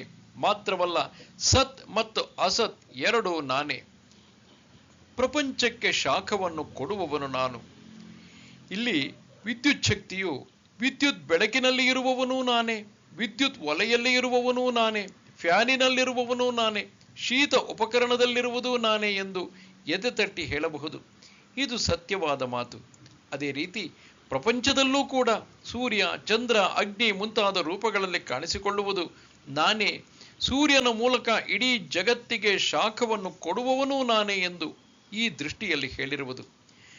ಜಗತ್ತಿಗೆ ಮಳೆಯನ್ನು ಕೊಡುವವನು, ಮಳೆಯನ್ನು ಹಿಡಿದಿಡುವವನು ನಾನೇ. ಅಂದರೆ ನಮ್ಮ ವಾತಾವರಣದ ಮೇಲೆ ಸೂರ್ಯನ ಪ್ರಭಾವ ಎಷ್ಟಿದೆ ಎಂಬುದನ್ನು ನಮ್ಮ ವಿಜ್ಞಾನಿಗಳು ತಿಳಿದಷ್ಟು ನಮ್ಮ ಋಷಿಗಳು ಇದನ್ನೆಲ್ಲ ಬಹಳ ಸೂಕ್ಷ್ಮವಾಗಿ ಗಮನಿಸಿದ್ದರು. ಸೂರ್ಯನ ಚಲನೆಯಿಂದಾಗಿ ಪ್ರಪಂಚದಲ್ಲಿ ಋತುಗಳ ಬದಲಾವಣೆಯಾಗುವುದು ಎಂದು ಅವರಿಗೆ ತಿಳಿದಿತ್ತು. ಪ್ರಪಂಚದಲ್ಲಿರುವ ಜೀವರಾಶಿಗಳ ಚಟುವಟಿಕೆ ಕೂಡ ಸೂರ್ಯನಿಂದಲೇ ನಿಯಂತ್ರಿಸಲ್ಪಡುವುದು. ಒಂದು ವೇಳೆ ಸೂರ್ಯನು ಸ್ವಲ್ಪ ಹೆಚ್ಚಿನ ಉಷ್ಣತೆಯನ್ನು ಪ್ರಪಂಚಕ್ಕೆ ನೀಡುವುದಾದರೆ ಇಡೀ ಜಗತ್ತಿನ ಗತಿಯೇ ಬದಲಾಗುವುದು. ಅದೇ ರೀತಿ ಅವನ ಉಷ್ಣತೆಯು ಕಡಿಮೆಯಾದರೂ ಪ್ರಪಂಚದ ತಾಳ ತಪ್ಪುವುದು. ಆಗ ಉತ್ತರ ಧ್ರುವ ಮತ್ತು ದಕ್ಷಿಣ ಧ್ರುವದ ಕಡೆಯಿಂದ ಬಹಳಷ್ಟು ಜನ ಭೂಮಧ್ಯ ರೇಖೆಯ ಕಡೆಗೆ ಬಂದು ನೆಲೆಸಬೇಕಾಗುವುದರಿಂದ ಎಲ್ಲ ಜನರಿಗೂ ನಿಲ್ಲಲು ಸ್ಥಳವಿಲ್ಲದ ಹಾಗೆ ಆದೀತು. ಹಾಗಿರದೆ ಇಡೀ ಜಗತ್ತಿಗೆ ಸೂರ್ಯನ ಮೂಲಕ ಪರಮಾತ್ಮನು ಶಾಖವನ್ನು, ಮಳೆಯನ್ನು ಸರಿಯಾದ ಪ್ರಮಾಣದಲ್ಲಿ ಕೊಡುತ್ತಿದ್ದಾನೆ. ಇನ್ನು ಅಮೃತವೂ ನಾನೇ, ಮೃತ್ಯುವೂ ನಾನೇ ಎಂದರೆ ಜಗತ್ತಿನಲ್ಲಿರುವ ನಾಮರೂಪಾತ್ಮಕವಾದ ಎಲ್ಲವೂ ಮರಣ ಧರ್ಮಕ್ಕೆ ಒಳಪಟ್ಟಿರುವವು. ಈ ನಾಮರೂಪ ಪ್ರಪಂಚವು ಪರಮಾತ್ಮನಲ್ಲೇ ಅಧ್ಯಸ್ಥವಾಗಿ ಕಾಣುವುದರಿಂದ ಅದೂ ಕೂಡ ಅವನೇ. ನಾಮರೂಪ ಪ್ರಪಂಚಕ್ಕೆ ಅವನು ಅಧಿಷ್ಠಾನವಾದುದರಿಂದ ಅವನಿಗೆ ಯಾವ ರೀತಿಯ ಬದಲಾವಣೆಯೂ ಇಲ್ಲ. ಆದುದರಿಂದಲೇ ಅವನನ್ನು ಅಮೃತ ಸ್ವರೂಪನೆಂದು ಇಲ್ಲಿ ಕರೆದಿರುವುದು. ಕೊನೆಯದಾಗಿ ಸತ್ ಮತ್ತು ಅಸತ್ ಎರಡೂ ನಾನೇ ಎಂದರೆ ಇರುವ ಮತ್ತು ಇಲ್ಲದಿರುವ ಎಲ್ಲ ವಸ್ತುಗಳನ್ನು ಬೆಳಗುವ ಇನ್ನೊಂದು ಯಾವುದೋ ವಸ್ತುವಿರಬೇಕು. ಆತ್ಮನು ಇದೆ ಸತ್ ಮತ್ತು ಇಲ್ಲ ಅಸತ್ ಎಂಬ ಎರಡೂ ಬುದ್ಧಿಯ ವೃತ್ತಿಗಳನ್ನು ಬೆಳಗುವವನು. ಈ ಸತ್ ಮತ್ತು ಅಸತ್ ಎಂಬ ಶಬ್ದ ಪ್ರಯೋಗವನ್ನು ಕಾರಣ ಮತ್ತು ಕಾರ್ಯ ಎಂಬ ಅರ್ಥದಲ್ಲಿ ಮತ್ತು ಅವ್ಯಕ್ತ ಮತ್ತು ವ್ಯಕ್ತ ಎಂಬ ಅರ್ಥದಲ್ಲೂ ಬಳಸುವುದುಂಟು.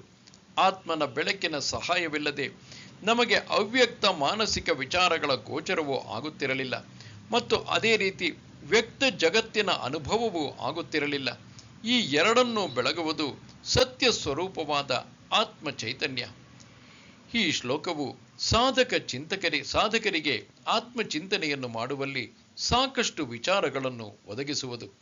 ದೃಶ್ಯ ಜಗತ್ತಿನಿಂದ ಅದೃಶ್ಯನಾದ ಪರಮಾತ್ಮನೆಡೆಗೆ ಮನಸ್ಸನ್ನು ಕರೆದೊಯ್ಯಲು ಇದು ಬಹಳ ಸಹಕಾರಿಯಾಗುವುದು. ಆತ್ಮನ ಚಿಂತನೆಯನ್ನು ಬಿಟ್ಟು ಯಜ್ಞ ಯಾಗಗಳಲ್ಲೇ ತೊಡಗಿರುವ ಜನರು ಯಾವ ಗತಿಯನ್ನು ಪಡೆಯುತ್ತಾರೆ ಎಂಬುದನ್ನು ಕೇಳಿ. ತ್ರೈವಿದ್ಯಾಮಾಂ ಸೋಮಪಾಃ ಪೂತಪಾಪಾಃ ಯಜ್ಞೈರಿಷ್ಟ್ವಾ ಸ್ವರ್ಗತಿಂ ಪ್ರಾರ್ಥಯಂತೆ ತೇ ಪುಣ್ಯಮಾಸಾದ್ಯ ಸುರೇಂದ್ರಲೋಕಂ ಅಶ್ನಂತಿ ದಿವ್ಯಾಂ ದಿವಿ ದೇವ ಭೋಗಾನ್. ಕರ್ಮ ಭಾಗದಲ್ಲಿ ಶ್ರದ್ಧೆಯಿರುವ ಎಷ್ಟೋ ಜನ ಸೋಮಯಾಜಿಗಳು ಯಜ್ಞಗಳಿಂದ ನನ್ನನ್ನು ಪೂಜಿಸಿ ಸ್ವರ್ಗ ಲೋಕವನ್ನು ಬೇಡಿಕೊಳ್ಳುತ್ತಾರೆ. ಅವರು ಆ ಪುಣ್ಯ ಬಲದಿಂದ ಸ್ವರ್ಗ ಲೋಕವನ್ನು ಹೊಂದಿ ನಾನಾ ವಿಧದ ದಿವ್ಯವಾದ ಭೋಗಗಳನ್ನು ಯಥೇಚ್ಛವಾಗಿ ಅನುಭವಿಸುತ್ತಾರೆ. ತೇತಂ ಭುಕ್ತ್ವಾ ಸ್ವರ್ಗಲೋಕಂ ವಿಶಾಲಂ ಕ್ಷೀಣೇ ಪುಣ್ಯೇ ಮರ್ತ್ಯಲೋಕಂ ವಿಶಂತಿ ಏವಂ ತ್ರಯೀ ಧರ್ಮ ಮನುಪ್ರಪನ್ನಾಃ ಗತಾಗತಂ ಕಾಮ ಕಾಮಾ ಲಭಂತೆ. ಹೀಗೆ ಸ್ವರ್ಗ ಸುಖವನ್ನು ಸಾಕಷ್ಟು ಅನುಭವಿಸಿ ಗಳಿಸಿದ ಪುಣ್ಯವು ಕ್ಷೀಣವಾದ ಕೂಡಲೇ ಪುನಃ ಈ ಕರ್ಮ ಭೂಮಿಗೆ ಹಿಂತಿರುಗುತ್ತಾರೆ. ಈ ರೀತಿ ಕರ್ಮಕಾಂಡವನ್ನೇ ಅವಲಂಬಿಸಿರುವ ಜನರು ಸಂಸಾರ ಚಕ್ರದಲ್ಲೇ ತಿರುಗುತ್ತಿರುತ್ತಾರೆ. 3 ವೇದಗಳ ಆದಿ ಭಾಗವನ್ನು ಅವಲಂಬಿಸಿಕೊಂಡಿರುವ ಜನ ಯಜ್ಞ ಯಾಗಗಳ ಮೂಲಕ ಪರಮಾತ್ಮನನ್ನು ಪೂಜಿಸುತ್ತಾ ಸ್ವರ್ಗ ಸುಖ ಬೇಕು ಎಂದು ಕೇಳಿಕೊಳ್ಳುತ್ತಾರಂತೆ. ಅವರು ತಾವು ಗಳಿಸಿದ ಪುಣ್ಯದ ಫಲವಾಗಿ ಸ್ವರ್ಗ ಲೋಕವನ್ನು ಹೊಂದಿ ಅಲ್ಲಿ ದಿವ್ಯವಾದ ಸುಖ ಭೋಗಗಳನ್ನು ಅನುಭವಿಸುತ್ತಾರೆ. ಅವರು ಯಜ್ಞವನ್ನು ಮಾಡುವ ಸಮಯ ಸೋಮರಸವನ್ನು ಪಾನ ಮಾಡುವ ಕ್ರಮವಿತ್ತು. ಅದನ್ನೇ ಇಲ್ಲಿ ಪರಮಾತ್ಮನು ಹೇಳಿರುವುದು. ಈ ರೀತಿಯ ಯಜ್ಞ ಯಾಗಗಳ ಮೂಲಕ ಅವರು ಪುಣ್ಯವನ್ನು ಗಳಿಸಿ ಸ್ವರ್ಗ ಲೋಕವನ್ನು ಹೋಗಿ ಸೇರುತ್ತಾರೆ ಎಂಬುದು ಸತ್ಯ. ಆದರೆ ಪುಣ್ಯವು ಕ್ಷೀಣಿಸಿದಂತೆ ಮತ್ತೆ ಅವರು ತಮ್ಮ ಕರ್ಮ ಭೂಮಿಯಲ್ಲೇ ಜನಿಸುತ್ತಾರೆ. ಹೀಗೆ ಆನಂದವನ್ನು ಹೊರಗಿನ ಪ್ರಪಂಚದಲ್ಲಿ ಅರಸುವವರ ಬಗ್ಗೆ ಪರಮಾತ್ಮನು ಬೊಟ್ಟು ಮಾಡಿ ತೋರಿಸುತ್ತಾ ಈ ರೀತಿಯಿಂದ ಪೂರ್ಣ ಆನಂದದ ಪ್ರಾಪ್ತಿ ಸಾಧ್ಯವಿಲ್ಲ ಎಂದು ಸ್ಪಷ್ಟವಾಗಿ ಹೇಳುತ್ತಿದ್ದಾನೆ. ಅಂತಹವರನ್ನು ಕಾಮಭಾಜಿಗಳು ಎಂದು ಕರೆದಿದ್ದಾನೆ. ಇದಕ್ಕೆ ವಿರುದ್ಧವಾಗಿ ಆತ್ಮನನ್ನೇ ಅನನ್ಯವಾಗಿ ಚಿಂತಿಸುತ್ತಿರುವವರಿಗೆ ಯಾವ ಗತಿಯಾಗುವುದು ಕೇಳಿ. ಅನನ್ಯಾಶ್ಚಿಂತಯಂತೋ ಮಾಂ ಯೇ ಜನಾಃ ಪರ್ಯುಪಾಸತೆ ತೇಷಾಂ ನಿತ್ಯಾಭಿಯುಕ್ತಾನಾಂ ಯೋಗಕ್ಷೇಮಂ ವಹಾಮ್ಯಹಂ.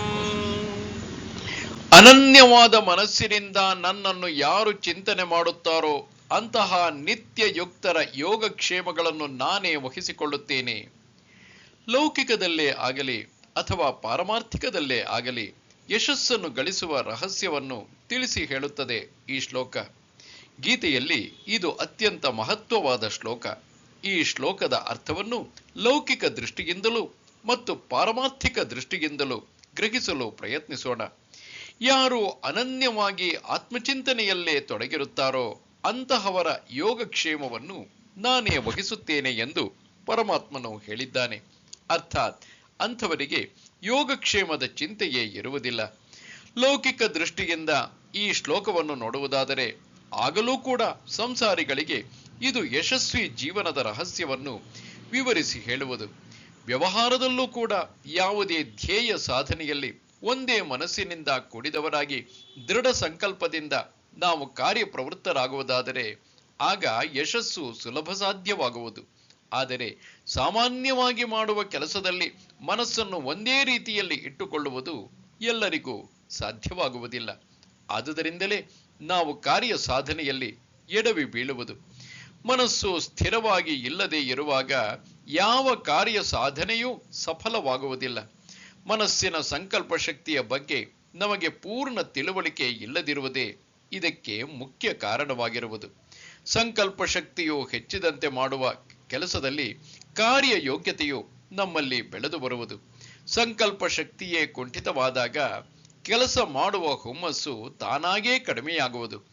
ಯಾವುದೇ ಧ್ಯೇಯ ಸಾಧನೆಗೆ ಮನಸ್ಸು ಬುದ್ಧಿಯು ಸ್ಥಿರವಾಗಿ ನಿಂತು ಮಾಡುವ ಕೆಲಸಕ್ಕೆ ಅಲ್ಲಿಂದ ಸದಾ ಸ್ಫೂರ್ತಿ ದೊರೆಯುತ್ತಿರಬೇಕು. ಕೇವಲ ಸಂಕಲ್ಪ ಮಾತ್ರ ಸಾಕಾಗದು, ಅದನ್ನು ಕಾರ್ಯಗತಗೊಳಿಸುವ ಕೌಶಲ್ಯವೂ ಜೊತೆಗಿರಬೇಕು. ಇಂದಿನ ಹುಡುಗರಲ್ಲಿ ನಾನು ಹೀಗೆಯೇ ಆಗಬೇಕೆಂಬ ದೃಢ ಸಂಕಲ್ಪವೇನೋ ಇದೆ, ಆದರೆ ಆ ದಿಶೆಯಲ್ಲಿ ಪೂರ್ಣ ರೀತಿಯ ಯತ್ನ ಮಾಡುವ ನಿರಂತರ ಅಭ್ಯಾಸ ಅವರಲ್ಲಿಲ್ಲ.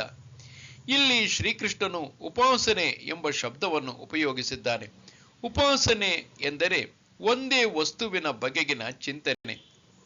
ಇಲ್ಲಿ ಪರಿ ಎನ್ನುವ ಉಪಸರ್ಗವನ್ನು ಜೋಡಿಸಲಾಗಿದೆ. ಅಂದರೆ ಪರಿತಃ ಉಪಾಸತೆ ಎಂದು ಹೇಳಿದ ಹಾಗಾಯಿತು. ಪರಿತಃ ಎಂದರೆ ಸಂಪೂರ್ಣ ಮನಸ್ಸಿನಿಂದ ಎಂದರ್ಥ. ಲೌಕಿಕ ಸಾಧನೆಯಲ್ಲೂ ಇದನ್ನು ಅನ್ವಯಿಸಿಕೊಳ್ಳಬಹುದು. ಈಗ ಯಾವುದೇ ಕಾರ್ಯ ಸಾಧನೆಗೆ ಅವಶ್ಯಕವಾದ 2 ಅಂಶಗಳನ್ನು ನಾವು ತಿಳಿದದ್ದಾಯಿತು. 1 ದೃಢವಾದ ಸಂಕಲ್ಪ, 2 ಸಂಪೂರ್ಣ ಮನಸ್ಸಿಟ್ಟು ಕಾರ್ಯ ಪ್ರವೃತ್ತನಾಗುವುದು. ಈಗ ಪರಮಾತ್ಮನು ಆತ್ಮಸಂಯಮದ ಮಹತ್ವವನ್ನು ಇದರ ಜೊತೆಗೆ ಸೇರಿಸುತ್ತಾನೆ. ಧ್ಯೇಯ ಸಾಧನೆಯಲ್ಲಿ ಮುನ್ನುಗ್ಗುವ ಯುವಕನಲ್ಲಿ ಈ 3 ಅಂಶಗಳು ಅತ್ಯವಶ್ಯಕವಾಗಿ ಇರಲೇಬೇಕು. ಅವನು ಮನಸ್ಸಿನಲ್ಲಿ ದೃಢ ಸಂಕಲ್ಪವನ್ನು ಮಾಡಿಕೊಂಡು ಕಾರ್ಯರಂಗಕ್ಕಿಳಿಯುವಾಗ ಅನೇಕ ಅಡಚಣೆಗಳು ದಾರಿಯಲ್ಲಿ ಎದುರಾಗುವವು. ಅವನ ಮನಸ್ಸಿನ ಸ್ಥಿರತೆಯನ್ನು ಹಾಳು ಮಾಡುವ ಅನೇಕ ಪ್ರಲೋಭನೆಗಳು ಎದುರಾಗುವವು. ಅವುಗಳು ಅವನನ್ನು ಅವನ ಧ್ಯೇಯದಿಂದ ದೂರ ಎಳೆದುಕೊಂಡು ಹೋಗಬಹುದು. ಇಲ್ಲಿ ಆತ್ಮಸಂಯಮದ ಅವಶ್ಯಕತೆ ಅತ್ಯಗತ್ಯ. ಆತ್ಮಸಂಯಮಿಯಾಗಿದ್ದು ಅವನು ಕಾರ್ಯರಂಗಕ್ಕೆ ಪೂರ್ಣ ಹುಮ್ಮಸ್ಸಿನಿಂದ ಧುಮುಕುವುದಾದರೆ ಮಾತ್ರ ಅವನಿಗೆ ಯಶಸ್ಸು ಖಂಡಿತ. ಯೋಗ ಮತ್ತು ಕ್ಷೇಮ ಎಂಬ ಈ 2 ಶಬ್ದಗಳಿಗೆ ಆಚಾರ್ಯ ಶಂಕರರು ಸುಂದರವಾದ ಅರ್ಥವನ್ನು ಕೊಟ್ಟಿದ್ದಾರೆ.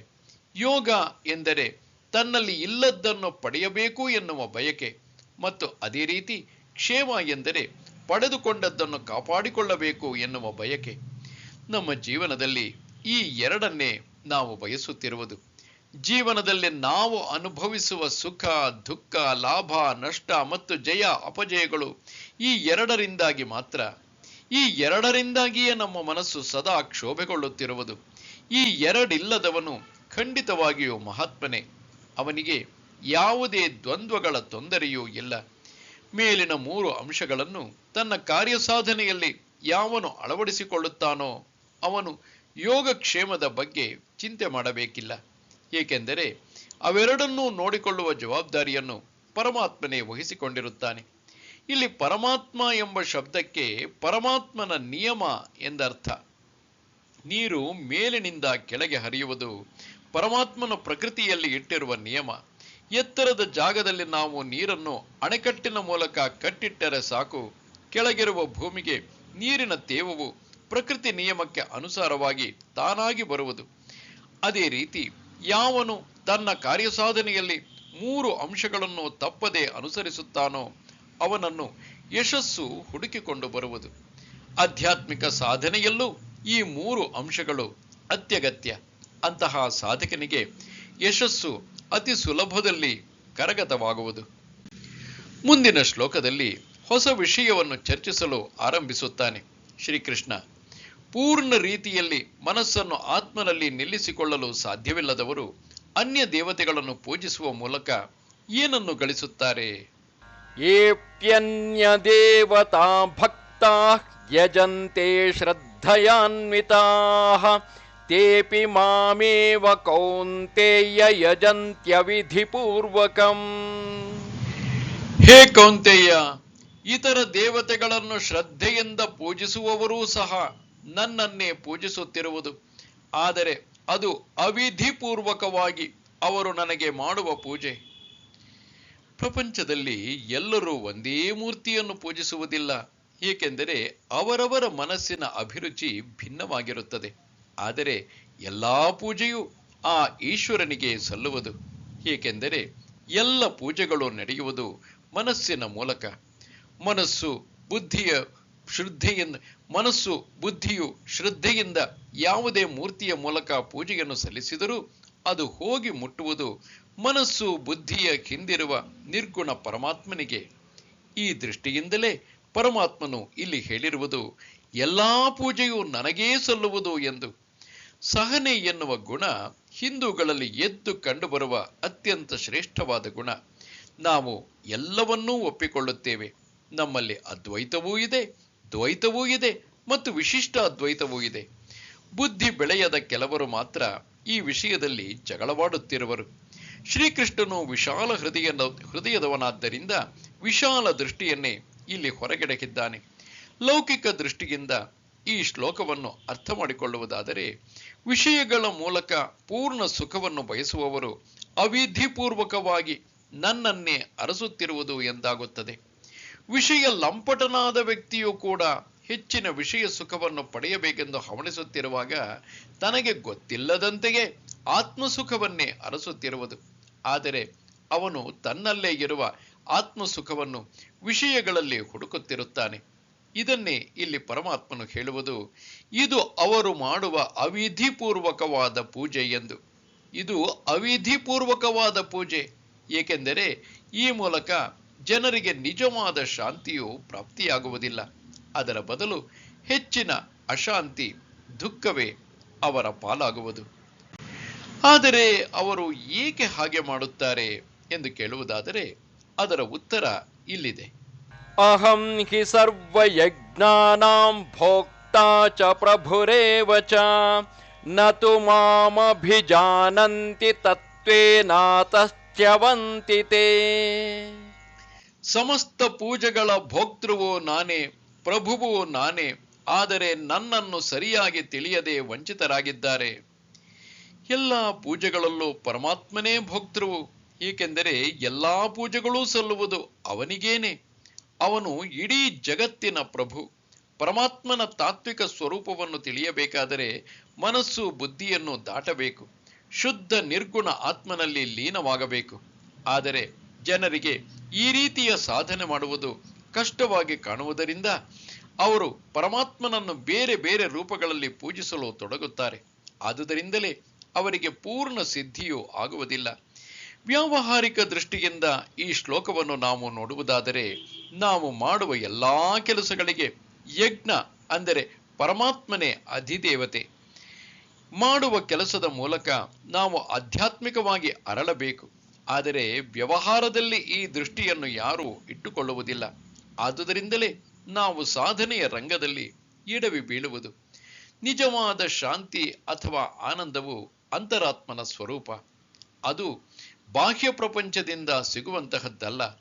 ಈ ಸತ್ಯಾಂಶವನ್ನು ತಿಳಿಯದೆ ಜನರು ಬಾಹ್ಯ ವಿಷಯಗಳ ಬೆನ್ನಟ್ಟುತ್ತಿದ್ದಾರೆ. ಆ ಮೂಲಕ ಹೆಚ್ಚಿನ ಅಶಾಂತಿಯನ್ನೇ ತಂದುಕೊಳ್ಳುತ್ತಿದ್ದಾರೆ. ಸ್ವಾಭಾವಿಕವಾಗಿಯಾದರೂ ಅಂತಹ ಜನಾಂಗವು ಅಶಾಂತಿ, ಚಿಂತೆಗಳ ಗೊಂದಲದಲ್ಲೇ ಬದುಕುವುದು ಖಂಡಿತ. ಒಬ್ಬ ಅಂಧನು ಇನ್ನೊಬ್ಬ ಅಂಧನಿಗೆ ದಾರಿ ತೋರಿಸಿದ ಹಾಗೆ ಇದು. ಮುಂದೆ ಬರುವ ಯುವ ಜನಾಂಗವು ಇದೇ ದಾರಿಯನ್ನು ಅನುಸರಿಸುವುದರಿಂದ ಅವರು ಇದೇ ಗತಿಯನ್ನು ಅನುಭವಿಸಬೇಕಾಗುವುದು. ನಿಜವಾದ ಆನಂದ ಅವರಿಗೆ ಸಿಗದೇ ಹೋಗುವುದು. ಅವರವರ ಸಾಧನೆಗೆ ಅನುಗುಣವಾಗಿ ಪ್ರಪಂಚದಲ್ಲಿ ಫಲವು ದೊರಕುವುದು. ಅದು ಹೇಗೆ ಕೇಳಿ. ಯಾಂತಿ ದೇವವ್ರತಾ ದೇವಾನ್ ಪಿತೃನ್ಯಾಂತಿ ಪಿತೃವ್ರತಾಃ ಭೂತಾನಿ ಯಾಂತಿ ಭೂತೇಜ್ಯಾ ಯಾಂತಿ ಮದ್ಯಾಜಿನೋಪಿ ಮಾಂ. ದೇವತೆಗಳನ್ನು ಪೂಜಿಸುವವರು ದೇವತೆಗಳನ್ನೇ ಪಡೆಯುತ್ತಾರೆ, ಪಿತೃಗಳನ್ನು ಪೂಜಿಸುವವರು ಪಿತೃಗಳನ್ನೇ ಪಡೆಯುವರು, ಭೂತಗಳನ್ನು ಉಪಾಸನೆ ಮಾಡುವವರು ಭೂತಗಳನ್ನೇ ಪಡೆಯುವರು, ನನ್ನನ್ನು ಭಜಿಸುವವರು ನನ್ನನ್ನೇ ಪಡೆಯುತ್ತಾರೆ. ಮನಸ್ಸಿದ್ದಂತೆ ಮಾನವ. ನಮ್ಮ ಮನಸ್ಸು ಯಾವ ವಸ್ತುವನ್ನು ಕುರಿತು ಸದಾ ಚಿಂತಿಸುತ್ತಿರುವುದೋ ಅದೇ ನಮಗೆ ಸಿಗುವುದು. ಇದು ಪ್ರಕೃತಿ ನಿಯಮ. ಮನುಷ್ಯನು ಯಾವ ರೀತಿ ವಿಚಾರ ನಡೆಸುತ್ತಾನೋ ಅದಕ್ಕೆ ಸರಿಯಾಗಿ ಅವನ ವರ್ತನೆಯೂ ಇರುತ್ತದೆ. ನಮ್ಮ ನಿತ್ಯ ಜೀವನದಲ್ಲಿ ಇದರ ಸತ್ಯತೆಯನ್ನು ನಾವು ಕಂಡುಕೊಂಡಿದ್ದೇವೆ. ಈ ನ್ಯಾಯವನ್ನೇ ಪರಮಾತ್ಮನು ಇಲ್ಲಿ ಹೇಳಿರುವುದು. ಅವನ ಪ್ರಕಾರ ದೇವತೆಗಳನ್ನು ಪೂಜಿಸುವವರು ದೇವತೆಗಳನ್ನೇ ಪಡೆಯುತ್ತಾರೆ. ಅದೇ ರೀತಿ ಪಿತೃಗಳನ್ನು ಹಾಗೂ ಭೂತಗಳನ್ನು ಪೂಜಿಸುವವರು ಅದಕ್ಕೆ ಸರಿಯಾದ ಫಲಗಳನ್ನೇ ಪಡೆಯುತ್ತಾರೆ. ಅವರ ಮನಸ್ಸು ಸದಾ ಆ ವಸ್ತುವನ್ನೇ ಕುರಿತು ಚಿಂತಿಸುತ್ತಿರುವುದರಿಂದ ಅದೇ ರೂಪವನ್ನು ಅದು ಪಡೆಯುವುದು. ದೇವತೆಗಳೆಂದರೆ ಇಂದ್ರಿಯಗಳು ಎಂದು ನಾವು ಈಗಾಗಲೇ ನೋಡಿದ್ದೇವೆ. ಇಂದ್ರಿಯಗಳ ಮೂಲಕ ಏನೆಲ್ಲ ಅನುಭವಗಳನ್ನು ಗಳಿಸುತ್ತೇವೆಯೋ ಅವೆಲ್ಲವೂ ದೇವತೆಗಳಿಗೆ ನಡೆಯುವ ಪೂಜೆ. ಇಂದ್ರಿಯ ಸುಖವನ್ನೇ ಮನಸ್ಸಿನಲ್ಲಿ ಇಟ್ಟುಕೊಂಡು ಅದರ ಬಗ್ಗೆಯೇ ಚಿಂತಿಸುತ್ತಿರುವ ವ್ಯಕ್ತಿಗೆ ಅದೇ ದೊರಕುವುದು. ಇಲ್ಲಿ ಪಿತೃ ಎಂಬ ಶಬ್ದವನ್ನು ಅರ್ಥಗರ್ಭಿತವಾಗಿ ಉಪಯೋಗಿಸಲಾಗಿದೆ. ನಮ್ಮ ಹಿರಿಯರು ಕೊಟ್ಟಿರುವ ಭವ್ಯ ಸಂಸ್ಕೃತಿಯನ್ನು ಶ್ರದ್ಧೆಯಿಂದ ಅನುಭವಿಸುವವರಿಗೆ ಪಿತೃಗಳನ್ನು ಆರಾಧಿಸುವವರು ಎಂದು ಇಲ್ಲಿ ಹೇಳಿರುವುದು. ಹಿರಿಯರು ಹಾಕಿಕೊಟ್ಟ ಭವ್ಯ ತಳಹದಿಯ ಮೇಲೆ ಮುಂದೆ ಹೋಗುತ್ತಿರುವ ಜನ ಅದರಿಂದ ಸಿಗುವ ಆನಂದವನ್ನು ಪಡೆಯುತ್ತಾರೆ. ನಮ್ಮ ಋಷಿಗಳು ಭೌತ ಪ್ರಪಂಚವನ್ನು ಎಂದಿಗೂ ಕಡೆಗಣಿಸಿಲ್ಲ. ಎಲ್ಲ ಜನಾಂಗವೂ ಭೌತ ಪ್ರಪಂಚದ ಬಗ್ಗೆ ಬಹಳಷ್ಟು ಶೋಧನೆಗಳನ್ನು ಮಾಡುತ್ತವೆ ಎಂಬುದು ಅವರಿಗೆ ಗೊತ್ತಿತ್ತು. ಹೀಗೆ ಭೌತ ಪ್ರಪಂಚದ ಶೋಧನೆ ನಡೆಸುವವರನ್ನು ಇಲ್ಲಿ ಭೂತಗಳನ್ನು ಆರಾಧಿಸುವವರು ಎಂದು ಹೇಳಿರುವುದು. ಆಧುನಿಕ ವಿಜ್ಞಾನಿಗಳೆಲ್ಲ ಈ ಸಾಲಿಗೆ ಸೇರಿದವರು. ಇಂದಿನ ಭೌತಶಾಸ್ತ್ರ, ರಸಾಯನಶಾಸ್ತ್ರ, ಜೀವಶಾಸ್ತ್ರ, ಸಸ್ಯಶಾಸ್ತ್ರ, ಅಣುವಿಜ್ಞಾನ, ತಾಂತ್ರಿಕ ವಿಜ್ಞಾನ, ಕೃಷಿ ಮತ್ತು ಕೈಗಾರಿಕೆ, ವೈದ್ಯಕೀಯ ಶಾಸ್ತ್ರ, ಭೂಗರ್ಭಶಾಸ್ತ್ರ ಇವೆಲ್ಲವೂ ಭೂತಾರಾಧನೆಯ ವಿವಿಧ ಮುಖಗಳು. ಅಥರ್ವ ವೇದದಲ್ಲಿ ಇವೆಲ್ಲವುಗಳ ಬಗ್ಗೆ ಉಲ್ಲೇಖವಿದೆ. ಪರಮಾತ್ಮನು ಇಲ್ಲಿ ಲೌಕಿಕ ದೃಷ್ಟಿಯಿಂದ ತನ್ನನ್ನು ಆರಾಧಿಸುವವರಿಗೆ ಅದಕ್ಕೆ ಸರಿಯಾದ ಫಲ ಖಂಡಿತ ಸಿಗುವುದೆಂದು ಹೇಳುತ್ತಿದ್ದಾನೆ. ಹೀಗೆ ದೇವತೆಗಳನ್ನು ಆರಾಧಿಸುವವರಿಗೆ ಅಲ್ಲಿಂದಲೇ ಫಲ ಸಿಗುವುದು. ಪಿತೃಗಳನ್ನು ಆರಾಧಿಸುವವರಿಗೆ ಅಂತಹದ್ದೇ ಫಲಪ್ರಾಪ್ತಿಯಾಗುವುದು. ಭೂತಗಳನ್ನು ಆರಾಧಿಸುವವರಿಗೆ ಅಲ್ಲಿಂದಲೇ ಫಲ ದೊರಕುವುದು. ನಿನ್ನನ್ನು ಆರಾಧಿಸುವವರಿಗೆ, ನನ್ನನ್ನು ಆರಾಧಿಸುವವರಿಗೆ ನಾನೇ ಸಿಗುತ್ತೇನೆ ಎಂದು ಪರಮಾತ್ಮನು ಹೇಳಿದ್ದಾನೆ. ಅನನ್ಯ ಮನಸ್ಸಿನಿಂದ ಆತ್ಮನನ್ನೇ ಕುರಿತು ಚಿಂತಿಸುವವರು ಆತ್ಮನನ್ನೇ ಪಡೆಯುವರು. ಆತ್ಮಬೋಧವೆಂಬ ಪ್ರಕರಣ ಗ್ರಂಥದಲ್ಲಿ ಆತ್ಮನನ್ನು ಕುರಿತು ಚಿಂತಿಸುವ ಜೀವವು ಹೇಗೆ ಆತ್ಮವೇ ಆಗುತ್ತದೆ ಎಂಬುದನ್ನು ಭ್ರಮರ ಕೀಟ ನ್ಯಾಯದ ಮೂಲಕ ಸುಂದರವಾಗಿ ವಿವರಿಸಲಾಗಿದೆ. ಪರಮಾತ್ಮನು ಇಲ್ಲಿ ಅನುಭವ ಗಮ್ಯ ಜ್ಞಾನವನ್ನು ವಿವರಿಸಲು ಪ್ರಯತ್ನಿಸುತ್ತಿದ್ದಾನೆ. ಸಾಧನೆಗೆ ತಕ್ಕ ಫಲವು ಹೇಗೆ ಪ್ರಾಪ್ತಿಯಾಗುತ್ತದೆ ಎಂಬುದನ್ನು ಈ ಶ್ಲೋಕದಲ್ಲಿ ತೋರಿಸಲಾಗಿದೆ. ಮಾಡುವ ಆರಾಧನೆಯಲ್ಲಿ ಪೂರ್ಣ ಶ್ರದ್ಧೆಯಷ್ಟೇ ಸಾಕೋ ಅಥವಾ ಬೇರೆ ಆಡಂಬರ ಅವಶ್ಯಕತೆ ಇದೆಯೋ ಕೇಳಿ. ಪತ್ರಂ ಪುಷ್ಪಂ ಫಲಂ ತೋಯಂ ಯೋ ಮೇ ಭಕ್ತ್ಯಾ ಪ್ರಯಚ್ಛತೆ ತದಹಂ ಭಕ್ತ್ಯುಪಹೃತಂ ಅಷ್ಟಾಮಿ ಪ್ರಯತಾತ್ಮನಃ. ಆರಾಧಿಸುವವನು ನೀರನ್ನೋ, ಪತ್ರವನ್ನೋ, ಪುಷ್ಪವನ್ನೋ ಅಥವಾ ಫಲವನ್ನೋ ನನಗೆ ಭಕ್ತಿಯಿಂದ ಕೊಡುವುದಾದರೆ ಅದನ್ನು ನಾನು ಪ್ರೀತಿಯಿಂದ ಸ್ವೀಕರಿಸುತ್ತೇನೆ.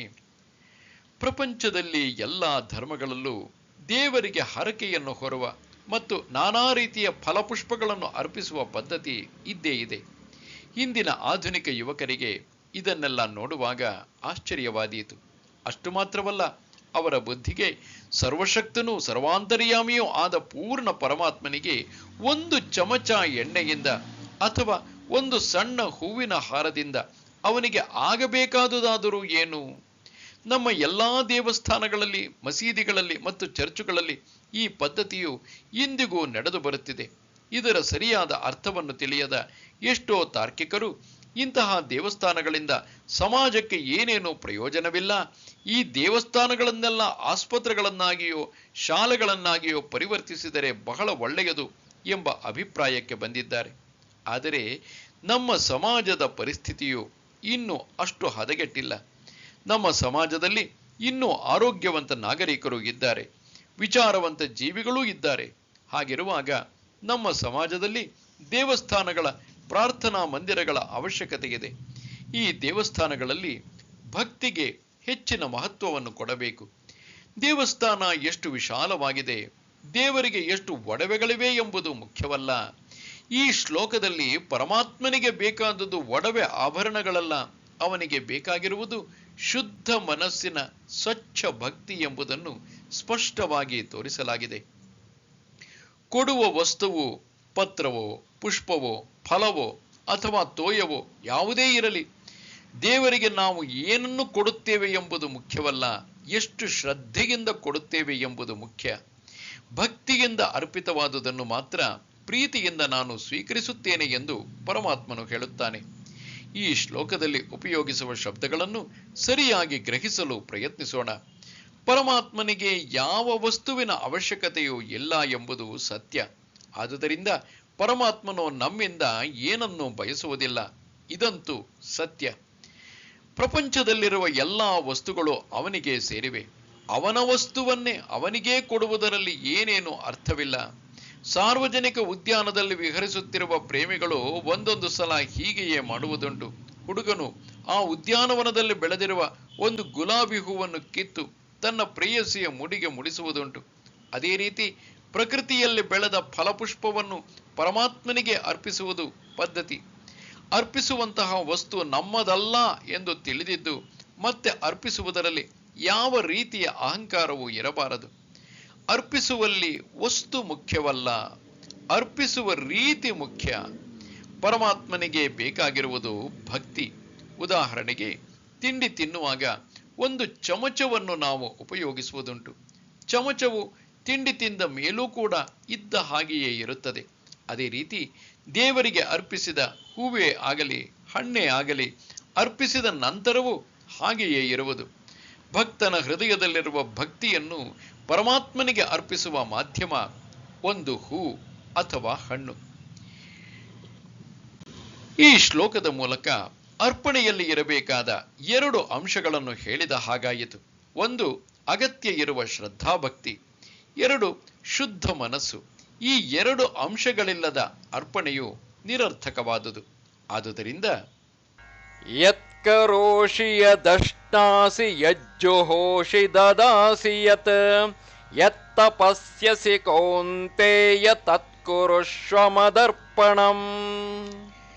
ಆದುದರಿಂದ ಹೇ ಕೌಂತೆಯ, ನೀನು ಏನು ಕೆಲಸ ಮಾಡುತ್ತೀಯೋ, ಏನು ತಿನ್ನುತ್ತೀಯೋ, ಏನು ಯಜ್ಞವನ್ನು ಮಾಡುತ್ತೀಯೋ, ಏನನ್ನು ಕೊಡುತ್ತೀಯೋ ಅವೆಲ್ಲವನ್ನು ನನಗೆ ಅರ್ಪಣೆ ಮಾಡು. ಭಕ್ತಿಯ ನಿಜವಾದ ಅರ್ಥವನ್ನು ಪರಮಾತ್ಮನು ಇಲ್ಲಿ ಹೇಳಿದ್ದಾನೆ.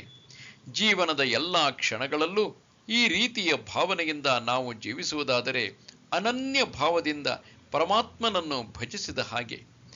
ಗೀತೆಯ ಉದ್ದಕ್ಕೂ ಈ ಭಾವನೆಯನ್ನೇ ಮತ್ತೆ ಮತ್ತೆ ಹೇಳಲಾಗಿದೆ.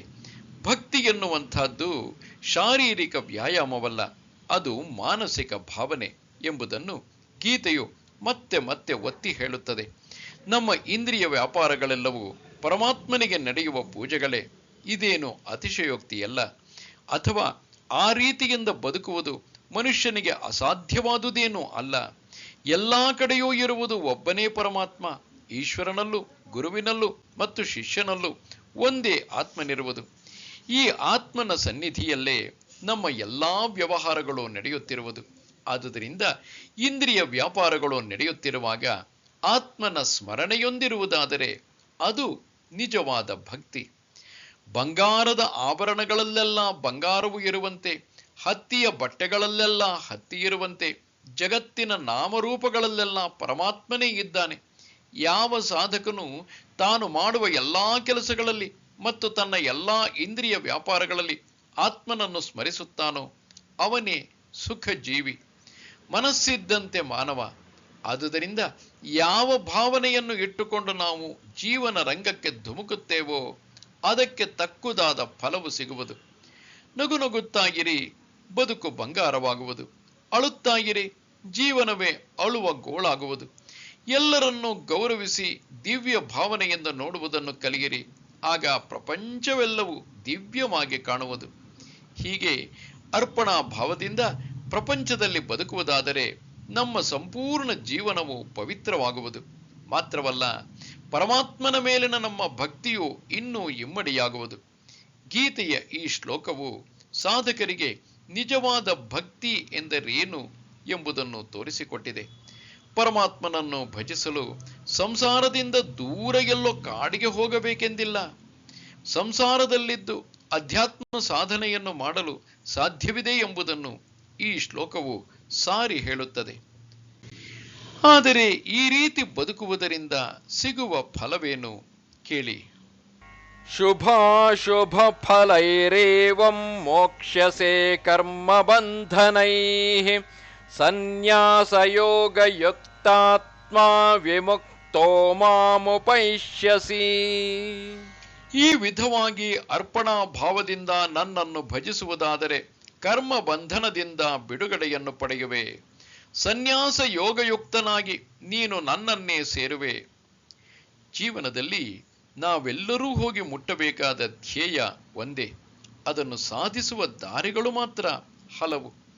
ಈ ಮಾರ್ಗಗಳನ್ನು ವಿವರಿಸುವಾಗ ಅವು ಒಂದಕ್ಕಿಂತ ಒಂದು ವಿಲಕ್ಷಣವಾಗಿ ಕಂಡರೂ ಕೊನೆಗೆ ಅವೆಲ್ಲವೂ ನಮ್ಮನ್ನು ಮೋಕ್ಷಕ್ಕೆ ಒಯ್ಯುವವು. ಭಗವದ್ಗೀತೆಯಲ್ಲಿ ಎಲ್ಲ ಮಾರ್ಗಗಳ ಸ್ಪಷ್ಟ ವಿವರಣೆಗಿದೆ. ಸೂಕ್ಷ್ಮ ಬುದ್ಧಿಯ ಸಾಧಕನಿಗೆ ಇದರಿಂದ ಯಾವುದೇ ರೀತಿಯ ಗೊಂದಲ ಉಂಟಾಗುವುದಿಲ್ಲ. ಈಗ ನಾವು ಅರ್ಪಣಾ ಮನೋಭಾವದ ಬಗ್ಗೆ ಚರ್ಚಿಸುತ್ತಿದ್ದೇವೆ. ಈ ಭಾವವನ್ನು ಮನಸ್ಸಿನಲ್ಲಿಟ್ಟುಕೊಂಡು ಬಾಳುವವನು ಕರ್ಮ ಬಂಧನದಿಂದ ಬಿಡುಗಡೆಯನ್ನು ಪಡೆಯುತ್ತಾನೆ ಎಂದು ಇಲ್ಲಿ ಹೇಳಿದೆ. ಧ್ಯಾನ ಮಾಡುವವನಿಗೆ ಸಿಗುವುದು ಇದೇ ಫಲ. ಯಜ್ಞ ಭಾವದಿಂದ ಕೂಡಿ ಬಾಳುವವನಿಗೆ ಸಿಗುವುದು ಇದೇ ಫಲ. ಅಷ್ಟು ಮಾತ್ರವಲ್ಲ, ಕರ್ಮಯೋಗಿಗೆ ಸಿಗುವ ಫಲವು ಇದೆ. ಸಮರ್ಪಣಾ ಭಾವದಿಂದ ನಾವು ಕೆಲಸಗಳನ್ನು ಮಾಡುವಾಗ ಅಲ್ಲಿ ಪ್ರತಿಕ್ರಿಯೆಗೆ ಎಡೆಯಿಲ್ಲ. ಆದುದರಿಂದ ವಾಸನಾ ಸಂಚಯ ಅಂದರೆ ಕರ್ಮ ಬಂಧನ ಉಂಟಾಗುವುದಿಲ್ಲ. ಆದುದರಿಂದಲೇ ಪರಮಾತ್ಮನು ಇಲ್ಲಿ ಧೈರ್ಯವಾಗಿ ಹೇಳಿರುವುದು, ಹೀಗೆ ಎಲ್ಲವನ್ನೂ ನನಗರ್ಪಿಸಿ ನೀನು ಕೆಲಸ ಮಾಡುವೆಯಾದರೆ ನೀನು ಎಲ್ಲಾ ರೀತಿಯ ಕರ್ಮ ಬಂಧನಗಳಿಂದ ಬಿಡುಗಡೆಯನ್ನು ಪಡೆಯುವೆ ಎಂದು. ಅಂತಹ ಶುದ್ಧಾಂತಃಕರಣನಿಗೆ ಮನಸ್ಸು ಸದಾ ಪ್ರಸನ್ನವಾಗಿರುವುದು. ವಿಕಾಸದ ಮುಂದಿನ ಹಂತವಾದ ಸನ್ಯಾಸ ಯೋಗಕ್ಕೆ ಅವನು ತಯಾರಾಗುವನು. ಸನ್ಯಾಸವೆಂದರೆ ಸಂಸಾರವನ್ನು ಬಿಟ್ಟು ಹೋಗುವುದು ಎಂದರ್ಥವಲ್ಲ. ಕರ್ತೃತ್ವ ಮತ್ತು ಭೋಕ್ತೃತ್ವ ಅಭಿಮಾನದ ತ್ಯಾಗವೇ ನಿಜವಾದ ಸನ್ಯಾಸ. ಅರ್ಪಣಾ ಮನೋಭಾವದಿಂದ ಜೀವಿಸಲು ಕಲಿತ ಸಾಧಕನಿಗೆ ಇದು ಸುಲಭ ಸಾಧ್ಯವಾಗುವುದು. ಮನಸ್ಸು ಹೀಗೆ ತನ್ನ ಎಲ್ಲಾ ಅಲೆದಾಟವನ್ನೂ ಬಿಟ್ಟು ಬಿಟ್ಟು ಪ್ರಶಾಂತವಾಗಿ ನಿಲ್ಲುವುದನ್ನೇ ಯೋಗ ಎಂದು ಕರೆದಿರುವುದು. ತಾನು ಮಾಡುವ ಎಲ್ಲಾ ಕೆಲಸಗಳಲ್ಲೂ ಅವನು ಪರಮಾತ್ಮನನ್ನೇ ಸ್ಮರಿಸುತ್ತಿರುವುದರಿಂದ ಅವನ ಮನಸ್ಸು ಯಾವಾಗಲೂ ಪ್ರಶಾಂತವಾಗಿರುವುದು. ಬುದ್ಧಿಯ ಸಮತ್ವವನ್ನೇ ಯೋಗ ಎಂದು ಕರೆದಿರುವುದು. ಸ್ವಾಭಾವಿಕವಾಗಿಯಾದರೂ ಅಂತಹ ಸಾಧಕನಿಗೆ ತಾನು ಇಲ್ಲಿಯ ತನಕ ಬೆಳೆಸಿಕೊಂಡು ಬಂದಿದ್ದ ಅನಾತ್ಮ ಸಂಬಂಧಗಳು ಬರಿಯ ಭ್ರಾಂತಿ ಎಂಬ ಜ್ಞಾನವಾಗುವುದು. ಸಚ್ಚಿದಾನಂದ ಸ್ವರೂಪನಾದ ಆತ್ಮನೇ ನಾನು ಎಂಬ ಅನುಭವವಾಗುವುದು. ಅದನ್ನೇ ಇಲ್ಲಿ ಪರಮಾತ್ಮನು ಹೇಳಿರುವುದು, ಸನ್ಯಾಸ ಯೋಗಯುಕ್ತ ಅಂತಃಕರಣದ ಮೂಲಕ ನೀನು ನನ್ನನ್ನೇ ಪಡೆಯುತ್ತೀ ಎಂದು. ಪರಮಾತ್ಮನ ಸ್ವರೂಪ ಏನು ಕೇಳಿ. ಸಮೋಹಂ ಸರ್ವಭೂತೇಷು ನ ಮೇ ದ್ವೇಷ್ಯೋಸ್ತಿ ನ ಪ್ರಿಯಃ ಯೇ ಭಜಂತಿ ತು ಮಾಂ ಭಕ್ತ್ಯಾ ಮಯಿ ತೇಷು ಚಾಪ್ಯಹಂ. ಎಲ್ಲಾ ಜೀವರಾಶಿಗಳಲ್ಲಿ ನಾನು ಸಮಾನವಾಗಿದ್ದೇನೆ. ನನಗೆ ಯಾರ ಮೇಲೂ ದ್ವೇಷವೂ ಇಲ್ಲ, ಪ್ರೀತಿಯೂ ಇಲ್ಲ. ಭಕ್ತಿಪೂರ್ವಕವಾಗಿ ಯಾರು ನನ್ನನ್ನು ಭಜಿಸುತ್ತಾರೋ ಅವರಲ್ಲಿ ನಾನಿರುತ್ತೇನೆ, ನನ್ನಲ್ಲಿ ಅವರಿರುತ್ತಾರೆ. ಎಲ್ಲ ಜೀವರಾಶಿಗಳಲ್ಲೂ ಇರುವ ಆತ್ಮನು ಒಬ್ಬನೇ. ಆನೆಯಿಂದ ಇರುವೆಯ ತನಕ ಇರುವ ಎಲ್ಲಾ ನಾಮರೂಪಗಳನ್ನು ಒಬ್ಬನೇ ಆತ್ಮನು ವ್ಯಾಪಿಸಿರುತ್ತಾನೆ. ಒಂದೇ ಸೂರ್ಯನು ಇಡೀ ಜಗತ್ತನ್ನು ಬೆಳಗುವಂತೆ ಒಬ್ಬನೇ ಪರಮಾತ್ಮನು ಎಲ್ಲೆಲ್ಲೂ ವ್ಯಾಪಿಸಿರುವನು. ನನಗೆ ಯಾರೂ ಪ್ರಿಯರಾದವರೂ ಇಲ್ಲ, ನನಗೆ ಯಾರ ಮೇಲೂ ದ್ವೇಷವೂ ಇಲ್ಲ ಎಂದು ಪರಮಾತ್ಮನು ಹೇಳಿದ್ದಾನೆ. ಕೃಷ್ಣನಲ್ಲೂ, ಬುದ್ಧನಲ್ಲೂ, ಆಚಾರ್ಯ ಶಂಕರನಲ್ಲೂ, ಯೇಸುಕ್ರಿಸ್ತನಲ್ಲೂ, ಒಬ್ಬ ಹುಚ್ಚನಲ್ಲೂ ಮತ್ತು ಒಬ್ಬ ಕೊಲೆಗಾರನಲ್ಲೂ ಇರುವ ಆತ್ಮನು ಒಬ್ಬನೇ. ಆತ್ಮನಲ್ಲಿ ಒಳ್ಳೆಯ ಆತ್ಮ, ಕೆಟ್ಟ ಆತ್ಮ ಎಂದಿಲ್ಲ. ಹೀಗಿರುವುದಾದರೆ ಎಲ್ಲರಿಗೂ ಆತ್ಮದರ್ಶನವಾಗುವುದಿಲ್ಲವೇಕೆ? ಅದು ಕೆಲವರಿಗೆ ಮಾತ್ರ ಆಗುವುದು ಏಕೆ? ಭಕ್ತಿ ಪಂಥದಲ್ಲಿ ಹೇಳುವ ಕ್ರಮವಿದೆ. ಅದು ಏನೆಂದರೆ, ಅದು ಪರಮಾತ್ಮನ ಅನುಗ್ರಹ ಇರುವವರಿಗೆ ಮಾತ್ರ ಆತ್ಮದರ್ಶನವಾಗುವುದು ಎಂದು. ಅದು ಹೇಳುವ ರೀತಿಯಷ್ಟೇ. ಆದರೆ ನಿಜವಾಗಿಯಾದರೂ ಅದಕ್ಕೆ ವಿವರಣೆ ಇಲ್ಲಿದೆ. ಯಾರು ಭಕ್ತಿಯಿಂದ ಅರ್ಪಣಾಭಾವದಿಂದ ಪರಮಾತ್ಮನಿಗೆ ಶರಣು ಹೋಗುತ್ತಾರೋ ಅಂತಹವರಿಗೆ ಮಾತ್ರ ಪರಮಾತ್ಮನ ದರ್ಶನವಾಗುವುದು. ಪರಮಾತ್ಮನು ಎಲ್ಲರ ಹೃದಯದಲ್ಲೂ ಇದ್ದಾನೆ ಎಂಬುದು ಸತ್ಯವಾದ ಮಾತು. ಕೆಲವರಿಗೆ ಮಾತ್ರ ಅವನು ಕಾಣಿಸಿಕೊಳ್ಳುವುದಾದರೆ ಅವನಲ್ಲೂ ತಾರತಮ್ಯ ಭೇದವಿದೆಯೇ ಎಂದು ಯಾರಾದರೂ ಸಂಶಯಿಸಬಹುದು. ಇಲ್ಲ, ಪರಮಾತ್ಮನಿಗೆ ಯಾರ ಮೇಲೂ ಹೆಚ್ಚಿನ ಪ್ರೀತಿಯೂ ಇಲ್ಲ, ದ್ವೇಷವೂ ಇಲ್ಲ. ಭಕ್ತಿಯಿಂದ ಯಾರು ಭಜಿಸುತ್ತಾರೋ ಅವರಿಗೆ ಮಾತ್ರ ಅವನ ದರ್ಶನ. ಯಾರು ನನ್ನನ್ನು ಭಕ್ತಿಯಿಂದ ಭಜಿಸುತ್ತಾರೋ ಅವರಲ್ಲಿ ನಾನಿರುತ್ತೇನೆ, ಏಕೆಂದರೆ ಅವರು ನನ್ನಲ್ಲಿರುತ್ತಾರೆ ಎಂದು ಪರಮಾತ್ಮನು ಇಲ್ಲಿ ಹೇಳಿದ್ದಾನೆ. ಈ ಮಾತಿನಲ್ಲಿ ಒಂದು ವಿಶೇಷವಾದ ಸತ್ಯವನ್ನು ಪರಮಾತ್ಮನು ಹೊರಗೆಡಹಿದ್ದಾನೆ. ಆತ್ಮನಿಗೂ ಅನಾತ್ಮನಿಗೂ ಯಾವುದೇ ರೀತಿಯ ಸಂಬಂಧ ಇಲ್ಲ. ಆದರೆ ಇಲ್ಲಿ ಪರಮಾತ್ಮನೇ ಒಂದು ವಿಶೇಷವಾದ ಸಂಬಂಧವನ್ನು ಮಾಡಿಕೊಂಡಂತಿದೆ. ಅದು ಹೇಗೆಂದರೆ ಸ್ಥಾಣು ಪುರುಷ ನ್ಯಾಯವಿದ್ದಂತೆ. ಸ್ಥಾಣುವು ಅಂದರೆ ಕಂಬವು ಹೇಳುತ್ತದೆ, ನಾನು ಆ ಪುರುಷನಲ್ಲಿ ಇದ್ದೇನೆ, ಏಕೆಂದರೆ ಆ ಪುರುಷನು ನನ್ನಲ್ಲಿ ಇರುವುದರಿಂದ. ಇದರ ಅರ್ಥ, ಅಲ್ಲಿ ಸ್ಥಾಣು ಪುರುಷರೆಂಬ ಎರಡು ವಸ್ತುಗಳಿಲ್ಲ, ಸ್ಥಾಣು ಒಂದೇ ಸತ್ಯ. ಅದೇ ರೀತಿ ಯಾರು ಪರಮಾತ್ಮನನ್ನು ಅನನ್ಯ ಭಾವದಿಂದ ಭಜಿಸುತ್ತಾರೋ ಅಂತಹವರಲ್ಲಿ ಪರಮಾತ್ಮನು ಇರುತ್ತಾನೆ, ಏಕೆಂದರೆ ಅವರು ಪರಮಾತ್ಮನಲ್ಲಿ ಇರುತ್ತಾರೆ. ಇದರ ಅರ್ಥವೇನೆಂದರೆ, ಇದು ಅನನ್ಯ ಭಾವದ ಭಕ್ತಿ ಎಂದು ಸಿದ್ಧವಾಯಿತು. ಅನನ್ಯ ಭಾವದ ಭಕ್ತಿ ಎಂದರೇನು? ಸದಾಕಾಲ ಪರಮಾತ್ಮನ ನಾಮಸ್ಮರಣೆ ಮಾಡುವುದೇ ಅನನ್ಯ ಚಿಂತನೆ ಎಂದು ಸಾಮಾನ್ಯವಾಗಿ ತಿಳಿಯುವುದುಂಟು. ಆದರೆ ಅದರ ನಿಜವಾದ ಅರ್ಥ ಆತ್ಮನಲ್ಲಿ ಅನನ್ಯತೆಯನ್ನು ಪ್ರಾಪ್ತಿ ಮಾಡಿಕೊಳ್ಳುವುದು ಎಂದಾಗುತ್ತದೆ. ಇಲ್ಲಿ ಭಕ್ತನಲ್ಲಿ ಅಹಂಕಾರಕ್ಕೆ ಸ್ವಲ್ಪವೂ ಅವಕಾಶವಿಲ್ಲ. ಅವನು ಆತ್ಮನಾಗಿಯೇ ನಿಲ್ಲುತ್ತಾನೆ. ಈ ಗೂಢಾರ್ಥವನ್ನು ಮನಸ್ಸಿನಲ್ಲಿಟ್ಟುಕೊಂಡು ಈ ಶ್ಲೋಕವನ್ನು ಓದುವುದಾದರೆ ಆಗ ಮಾತ್ರ ಪರಮಾತ್ಮನು ಹೇಳುವ ಮಾತಿನ ಅರ್ಥವಾಗುವುದು. ಅನಾತ್ಮನೊಡನೆ ಸಂಬಂಧವನ್ನಿರಿಸಿಕೊಂಡು ನಾನು ಆತ್ಮನನ್ನು ತಿಳಿಯುತ್ತೇನೆ ಎಂದರೆ ಅದು ಸಾಧ್ಯವಾಗದು. ಯಾವಾಗ ಮನಸ್ಸು ಸಂಪೂರ್ಣವಾಗಿ ತನ್ನ ಅನಾತ್ಮ ಸಂಬಂಧಗಳನ್ನು ಕಳಚಿಕೊಳ್ಳುತ್ತದೋ ಆಗ ಮಾತ್ರ ಆತ್ಮದರ್ಶನ ಸಾಧ್ಯ. ಸಂಕ್ಷೇಪದಲ್ಲಿ ಹೇಳುವುದಾದರೆ, ಬಹಿರ್ಮುಖ ಅಂತಃಕರಣನಿಗೆ ಇದು ಸಾಧ್ಯವಿಲ್ಲ. ಮನಸ್ಸನ್ನು ಅಂತರ್ಮುಖವಾಗಿ ಇಟ್ಟುಕೊಳ್ಳುವವನಿಗೆ ಮಾತ್ರ ಇದು ಸುಲಭ ಸಾಧ್ಯವಾಗುವುದು. ಚಳಿಗಾಲದಲ್ಲಿ ಕೋಣೆಯ ಒಳಗಿದ್ದಾಗ ನಾವು ಚಳಿಯಿಂದ ನಡುಗುತ್ತೇವೆ. ಅದೇ ಸಮಯ ಕೋಣೆಯ ಹೊರಗೆ ಸಾಕಷ್ಟು ಬಿಸಿಲಿರುತ್ತದೆ. ಯಾರು ಕೋಣೆಯಿಂದ ಹೊರಗೆ ನಡೆದು ಬರುತ್ತಾನೋ ಅವನಿಗೆ ಬಿಸಿಲಿನ ಲಾಭವು ಸಿಗುವುದು. ಒಳಗೇ ಕುಳಿತುಕೊಳ್ಳುವವನು ಚಳಿಯಿಂದ ನಡುಗುತ್ತಿರುತ್ತಾನೆ. ಸೂರ್ಯನಿಗೆ ಇವರಿಬ್ಬರಲ್ಲಿ ಯಾರ ಮೇಲೂ ಕೂಡ ಹೆಚ್ಚಿನ ಪ್ರೀತಿಯೇ ಆಗಲಿ ಅಥವಾ ದ್ವೇಷವೇ ಆಗಲಿ ಇಲ್ಲ. ಯಾರು ಕೋಣೆಯಿಂದ ಹೊರಗೆ ಬರುವ ಸಾಧನೆಯನ್ನು ಮಾಡುವರೋ ಅವರಿಗೆ ಸೂರ್ಯನ ಆಶೀರ್ವಾದವು ಸಿಗುತ್ತದೆ. ಯಾರು ಹೊರಗೇ ಬರುವುದಿಲ್ಲವೋ ಅವರು ಸೂರ್ಯನ ಶಾಖದಿಂದ ವಂಚಿತರಾಗುತ್ತಾರೆ. ಗೀತೆಯು ಎಂದಿಗೂ ಮಾನವನನ್ನು ಪರಿಸ್ಥಿತಿಯ ದಾಸನಾಗು ಎಂದು ಹೇಳುವುದಿಲ್ಲ. ಬಾಹ್ಯ ಸಮಸ್ಯೆಗಳು ಹೇಗೆ ಇರಲಿ ಅವುಗಳನ್ನು ಧೈರ್ಯದಿಂದ ಎದುರಿಸಬೇಕು ಎಂಬುದೇ ಗೀತೆಯ ಉಪದೇಶ.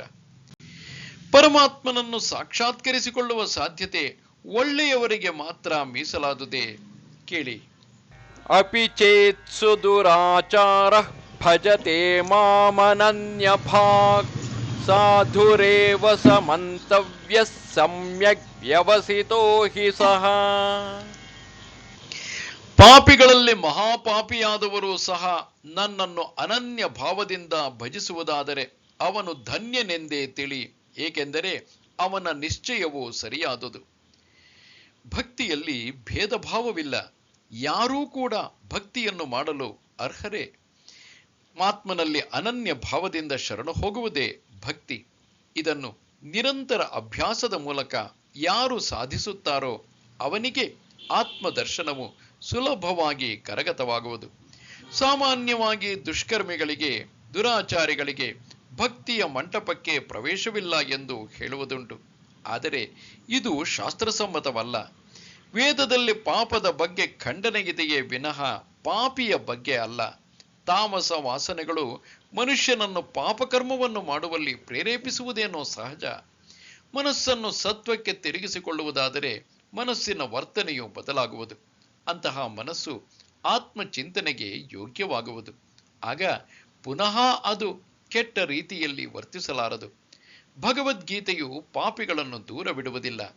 ಪರಮಾತ್ಮ ಕೃಷ್ಣನು ಎಲ್ಲಾ ಪಾಪಿಗಳಿಗೂ ಅಭಯ ಪ್ರದಾನವನ್ನು ಮಾಡುವ ಹಾಗೆ ಕಾಣುತ್ತದೆ. ಕೆಟ್ಟ ದಾರಿಯಲ್ಲಿ ಹೋಗುತ್ತಿರುವ ಜನರಿಗೆ ಅಧ್ಯಾತ್ಮ ಜೀವನವು ಸಾಧ್ಯವಿಲ್ಲವೆಂದಲ್ಲ.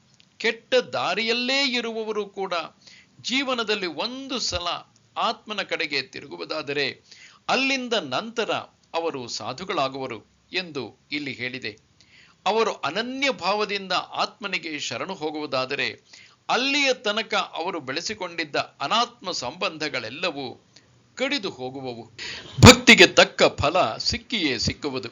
ಭಕ್ತನು ಎಷ್ಟು ಶ್ರದ್ಧೆಯಿಂದ ಆತ್ಮನ ಕಡೆಗೆ ತಿರುಗುತ್ತಾನೋ ಅದಕ್ಕೆ ಸರಿಯಾಗಿ ಅವನಿಗೆ ಫಲ ದೊರಕುವುದು.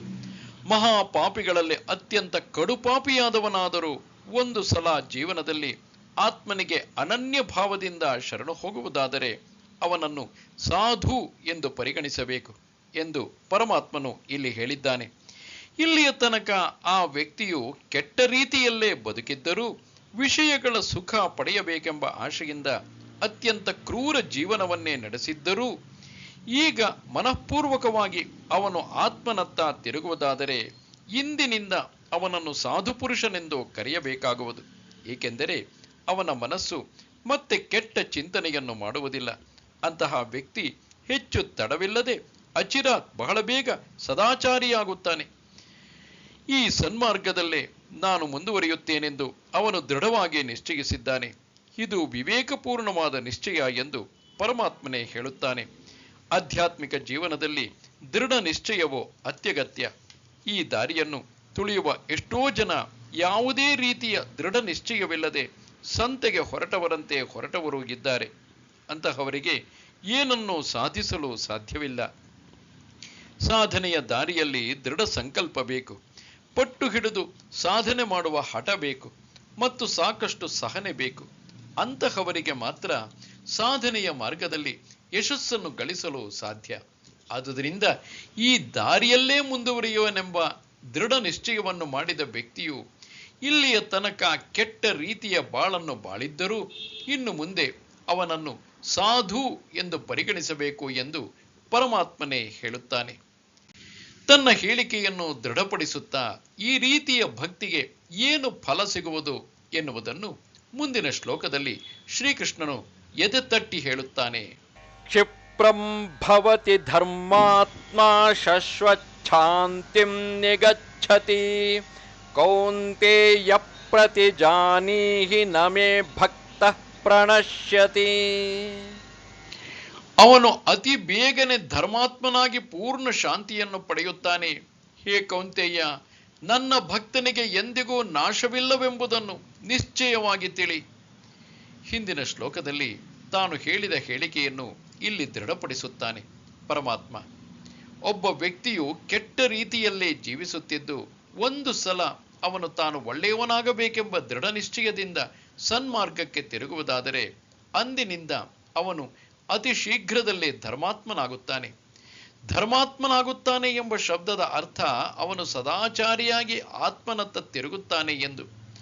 ಅನನ್ಯ ಭಾವದ ಭಕ್ತಿ ಮತ್ತು ಸನ್ಮಾರ್ಗದಲ್ಲಿ ನಡೆಯುವನೆಂಬ ದೃಢ ಸಂಕಲ್ಪ ಇವೆರಡೂ ಆತ್ಮನ ಚಿಂತನೆಗೆ ಪೂರಕವಾದಂತಹ ಗುಣಗಳು. ಆದುದರಿಂದ ಅಂತಹ ವ್ಯಕ್ತಿಯು ಅತಿ ಶೀಘ್ರದಲ್ಲೇ ಆತ್ಮನ ದರ್ಶನವನ್ನು ಮಾಡಿಕೊಳ್ಳುತ್ತಾನೆ. ಆತ್ಮನ ಸ್ವರೂಪವೇ ಶಾಂತಿ ಮತ್ತು ಆನಂದ. ಮನಸ್ಸು ಬುದ್ಧಿಯು ತನ್ನ ಅಲೆದಾಟವನ್ನು ಬಿಟ್ಟು ಬಿಟ್ಟು ಅದು ಪೂರ್ಣ ರೀತಿಯಲ್ಲಿ ನಿಂತಾಗಲೇ ಈ ಶಾಂತಿಯು ಲಭ್ಯವಾಗುವುದು. ಎಲ್ಲ ಧರ್ಮಶಾಸ್ತ್ರಗಳಲ್ಲೂ ಈ ಸ್ಥಿತಿಯನ್ನೇ ಮೋಕ್ಷ ಎಂದು ಕರೆದಿರುವುದು. ಪೂರ್ಣ ಶಾಂತಿಯನ್ನು ಪಡೆದ ಮನಸ್ಸು ಹೊರಗಿನ ಪ್ರಪಂಚವನ್ನು ನೋಡುವಾಗ ಅದಕ್ಕೆ ಎಲ್ಲೆಲ್ಲೂ ಶಾಂತಿಯೇ ಕಾಣುವುದು. ಹೀಗೆ ಲಭ್ಯವಾದ ಶಾಂತಿಯು ಎಲ್ಲೋ ಹೊರಗಡೆಯಿಂದ ಬಂದುದಲ್ಲ, ಅದು ಆತ್ಮನ ಸ್ವರೂಪವೇ ಆಗಿತ್ತು. ಶಾಸ್ತ್ರದಲ್ಲಿ ಹೇಳುವ ಮೋಕ್ಷವು ನಮಗಿಂತ ಎಲ್ಲೋ ದೂರವಿರುವಂತಹದ್ದಲ್ಲ. ಕನಸು ನೋಡುತ್ತಿರುವವನು ಎಚ್ಚರದವನಿಗಿಂತ ಎಷ್ಟು ದೂರದಲ್ಲಿ ಇರುವನೋ ಅಷ್ಟೇ ದೂರದಲ್ಲಿ ನಮಗೆ ಮೋಕ್ಷವಿರುವುದು. ಮೋಕ್ಷವು ಸರಿಯಾದ ಜ್ಞಾನದ ಮೂಲಕ ಪ್ರಾಪ್ತಿಯಾಗುವಂತಹದ್ದು. ಜ್ಞಾನದ ಮೂಲಕ ವಸ್ತು ಪ್ರಾಪ್ತಿಯಾಗುವುದಾದರೆ ಅದು ಮೊದಲೇ ನಮ್ಮಲ್ಲಿತ್ತು ಎನ್ನುವುದಂತೂ ಸತ್ಯ. ಮನಸ್ಸು ಬುದ್ಧಿಯು ಆತ್ಮನ ಜ್ಞಾನವನ್ನು ಪಡೆಯದೇ ಇದ್ದಾಗ ಅದು ಭ್ರಾಂತಿಗೊಳಗಾಗಿದ್ದುದರಿಂದ ಅದಕ್ಕೆ ಮೋಕ್ಷವು ಬಹಳ ದೂರದಲ್ಲಿದ್ದ ಹಾಗೆ ಕಂಡಿತ್ತು.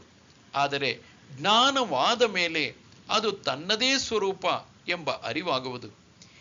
ಈ ಶ್ಲೋಕದ 2ನೇ ಪಾದದಲ್ಲಿ ಕೃಷ್ಣನು ತನ್ನ ಭಕ್ತರ ಬಗ್ಗೆ ಅತ್ಯಂತ ಸ್ಫೂರ್ತಿಯುತನಾಗಿ ಮಾತಾಡುವುದನ್ನು ನಾವು ನೋಡಬಹುದು. ಕಡು ಪಾಪಿಯೂ ಕೂಡ ಒಂದು ಸಲ ಅನನ್ಯ ಭಾವದಿಂದ ತನ್ನ ಕಡೆಗೆ ತಿರುಗುವುದಾದರೆ ಅವನು ಮಹಾತ್ಮನಾಗುವನು ಎಂದು ಹೇಳಿದ ಮೇಲೆ ಇದೀಗ ಹೀಗೆ ತನ್ನ ಕಡೆಗೆ ತಿರುಗಿದ ಭಕ್ತರಿಗೆ ಎಂದೂ ನಾಶವಿಲ್ಲ ಎಂದು ಎದೆ ತಟ್ಟಿ ಹೇಳುತ್ತಾನೆ. ಈ ಸತ್ಯಾಂಶವನ್ನು ಅರ್ಜುನನು ದೃಢವಾಗಿ ತಿಳಿದು ಇಡೀ ಊರಿಗೆ ಡಂಗುರ ಸಾರಲಿ ಎಂದು ಪರಮಾತ್ಮನು ಹೇಳುತ್ತಾನೆ. ಇಲ್ಲಿ ಕೃಷ್ಣನು ಉಪಯೋಗಿಸಿರುವ ಪ್ರತಿಜ್ಞಾನೀಹಿ ಎಂಬ ಶಬ್ದಕ್ಕೆ ಬಹಳಷ್ಟು ಅರ್ಥವಿದೆ. ನಿಶ್ಚಯವಾಗಿ ತಿಳಿ ಮತ್ತು ಅಷ್ಟೇ ದೃಢ ನಿಶ್ಚಯದಿಂದ ಬೇರೆಯವರಿಗೂ ತಿಳಿಸು ಎಂಬ ಎರಡೂ ಅರ್ಥ ಈ ಶಬ್ದದಲ್ಲಿದೆ. ಸಂಕ್ಷೇಪದಲ್ಲಿ ಹೇಳುವುದಾದರೆ ಈ ಶ್ಲೋಕದಲ್ಲಿ ಮತ್ತು ಹಿಂದಿನ ಶ್ಲೋಕದಲ್ಲಿ ಸನ್ಮಾರ್ಗಕ್ಕೆ ತಿರುಗಿದವನ ಪ್ರಶಂಸೆಯನ್ನು ಮಾಡುತ್ತಾನೆ ಶ್ರೀಕೃಷ್ಣ. ಮನಸ್ಸು ಬುದ್ಧಿಯನ್ನು ಆತ್ಮನ ಕಡೆಗೆ ತಿರುಗಿಸಿಕೊಂಡವನಿಗೆ ಶಾಂತಿಯು ಅತಿ ಸುಲಭದಲ್ಲೇ ಕರಗತವಾಗುವುದು ಎಂದು ಹೇಳಿದ ಹಾಗಾಯಿತು. ನೀಲಿ ಬಣ್ಣದ ದಾರಿದೀಪದ ಕೆಳಗಡೆ ಹಾದು ಹೋಗುವವರ ಬಟ್ಟೆಯೆಲ್ಲವೂ ನೀಲಿಯಾಗಿ ಕಾಣುವಂತೆ ಸನ್ಮಾರ್ಗಕ್ಕೆ ತಿರುಗಿದ ಮನಸ್ಸಿನಲ್ಲಿ ಕುವಿಚಾರಗಳಿಗೆ ಎಡೆಯೇ ಇಲ್ಲವಾಗುವುದು. ಮುಂದುವರಿಸುತ್ತಾ ಪರಮಾತ್ಮನು ಹೇಳುತ್ತಾನೆ, ಮಾಂ ಹಿ ಪಾರ್ಥ ವ್ಯಪಾಶ್ರಿತ್ಯ ಯೇಪಿ ಸ್ಯುಃ ಪಾಪಯೋನಯಃ ಸ್ತ್ರಿಯೋ ವೈಶ್ಯಾಸ್ತಥಾ ಶೂದ್ರಾಃ ತೇಪಿ ಯಾಂತಿ ಪರಾಂ ಗತಿಂ. ಹೇ ಪಾರ್ಥ, ನನ್ನನ್ನು ಹೀಗೆ ಆಶ್ರಯಿಸುವ ಸ್ತ್ರೀಯರು, ವೈಶ್ಯರು, ಶೂದ್ರರು, ಪಾಪಿಗಳಾದರೂ ಉತ್ತಮ ಪದವಿಯನ್ನು ಪಡೆಯುವರು. ಮೋಕ್ಷವನ್ನು ಪಡೆಯಲು ಎಲ್ಲರೂ ಅರ್ಹರೇ. ಅದಕ್ಕೆ ಅಗತ್ಯವಾದ ಅಂತಃಕರಣದ ಶುದ್ಧತೆಯನ್ನು ಮಾತ್ರ ವ್ಯಕ್ತಿಯು ಗಳಿಸಿಕೊಳ್ಳಬೇಕು. ಅಂತಃಕರಣವು ಶುದ್ಧವಾಗಿದ್ದರೂ ಅದಕ್ಕೆ ಸರಿಯಾದ ಜ್ಞಾನವನ್ನು ಕೊಡುವ ಮೂಲಕ ಅದನ್ನು ತಿದ್ದಿಕೊಳ್ಳಬೇಕು. ಶಾಸ್ತ್ರದಲ್ಲಿ ಕೂಡ ವೈಶ್ಯರನ್ನು, ಸ್ತ್ರೀಯರನ್ನು ಮತ್ತು ಶೂದ್ರರನ್ನು ಪಾಪಯೋನಿಜರೆಂದು ಹೇಳಿರುವುದು ಕಂಡುಬರಬಹುದು. ಆದರೆ ಸಮಾಜದಲ್ಲಿರುವ ಯಾವುದೇ ಒಂದು ಪಂಗಡವನ್ನು ಎತ್ತಿ ಹಿಡಿಯುವುದು ಅಥವಾ ಪ್ರಶಂಸಿಸುವುದು ಶಾಸ್ತ್ರದ ಉದ್ದೇಶ ಅಲ್ಲವೇ ಅಲ್ಲ. ಒಂದು ವೇಳೆ ಆ ಅರ್ಥವನ್ನು ಇಲ್ಲಿ ಗ್ರಹಿಸಬಹುದಾದರೂ ಅದು ಕೃಷ್ಣನು ಇಲ್ಲಿಯ ತನಕ ಹೇಳಿರುವ ತತ್ವಕ್ಕೆ ವಿರುದ್ಧವಾಗುವುದು.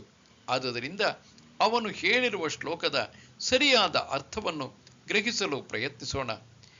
ಧರ್ಮವು ಶರೀರವನ್ನು ಬೆಳೆಸುವ ಬಗ್ಗೆ ಯಾವ ಉಪದೇಶವನ್ನು ಕೊಡುವುದಿಲ್ಲ. ಆಂತರಿಕ ವಿಕಾಸದ ಬಗ್ಗೆ ಧರ್ಮವು ಹೇಳುತ್ತದೆ. ಆಂತರಿಕ ವಿಕಾಸಕ್ಕೂ ಶರೀರದ ಬೆಳವಣಿಗೆಗೂ ಯಾವ ಸಂಬಂಧವೂ ಇಲ್ಲ. ಶಾಸ್ತ್ರವು ಮನಸ್ಸು ಬುದ್ಧಿಯ ಶುದ್ಧತೆಗೆ ಅಗತ್ಯವಾದ ಜ್ಞಾನೋಪದೇಶವನ್ನು ಕೊಡುವಂತಹದ್ದು. ಆದುದರಿಂದ ಈ ಶ್ಲೋಕದಲ್ಲಿ ಹೇಳಿರುವ ಶಬ್ದಗಳು ಶರೀರಕ್ಕೆ ಸಂಬಂಧಪಟ್ಟವುಗಳಲ್ಲ, ಮನಸ್ಸು ಬುದ್ಧಿಗೆ ಸಂಬಂಧಪಟ್ಟವು.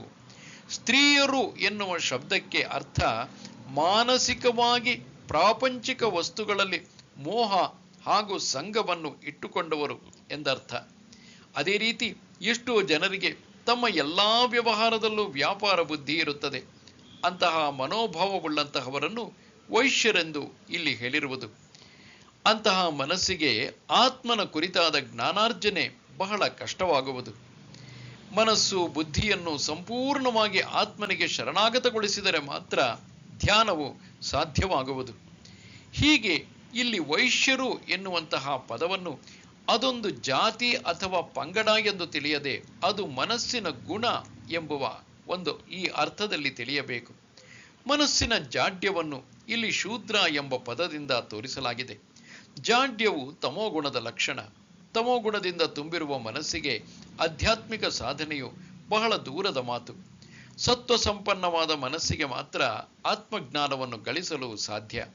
ಈ ಶ್ಲೋಕದ ಮೂಲಕ ವಿಕಾಸದ ಆರಂಭದ ಹಂತದಲ್ಲಿರುವ 3 ರೀತಿಯ ಮನೋಭಾವವುಳ್ಳವರಿಗೂ ಮೋಕ್ಷ ಸಾಧನೆ ಸಾಧ್ಯ ಎಂದು ಹೇಳಿದ ಹಾಗಾಯಿತು. ಅವರೂ ಕೂಡ ಅನನ್ಯ ಭಾವದ ಭಕ್ತಿಯಿಂದ ಆತ್ಮನಿಗೆ ಶರಣು ಹೋಗುವುದಾದರೆ ಆತ್ಮನ ದರ್ಶನ ಅವರಿಗೂ ಆಗುವುದು. ಪಾಪಯೋನಿಗಳು ಎಂಬ ಶಬ್ದವನ್ನು ಇಲ್ಲಿ ಉಪಯೋಗಿಸಲಾಗಿದೆ. ವೇದಾಂತದ ಪ್ರಕಾರ ಪಾಪ ಎಂಬುದು ಮನಸ್ಸಿನ ಪ್ರತಿಕ್ರಿಯೆ.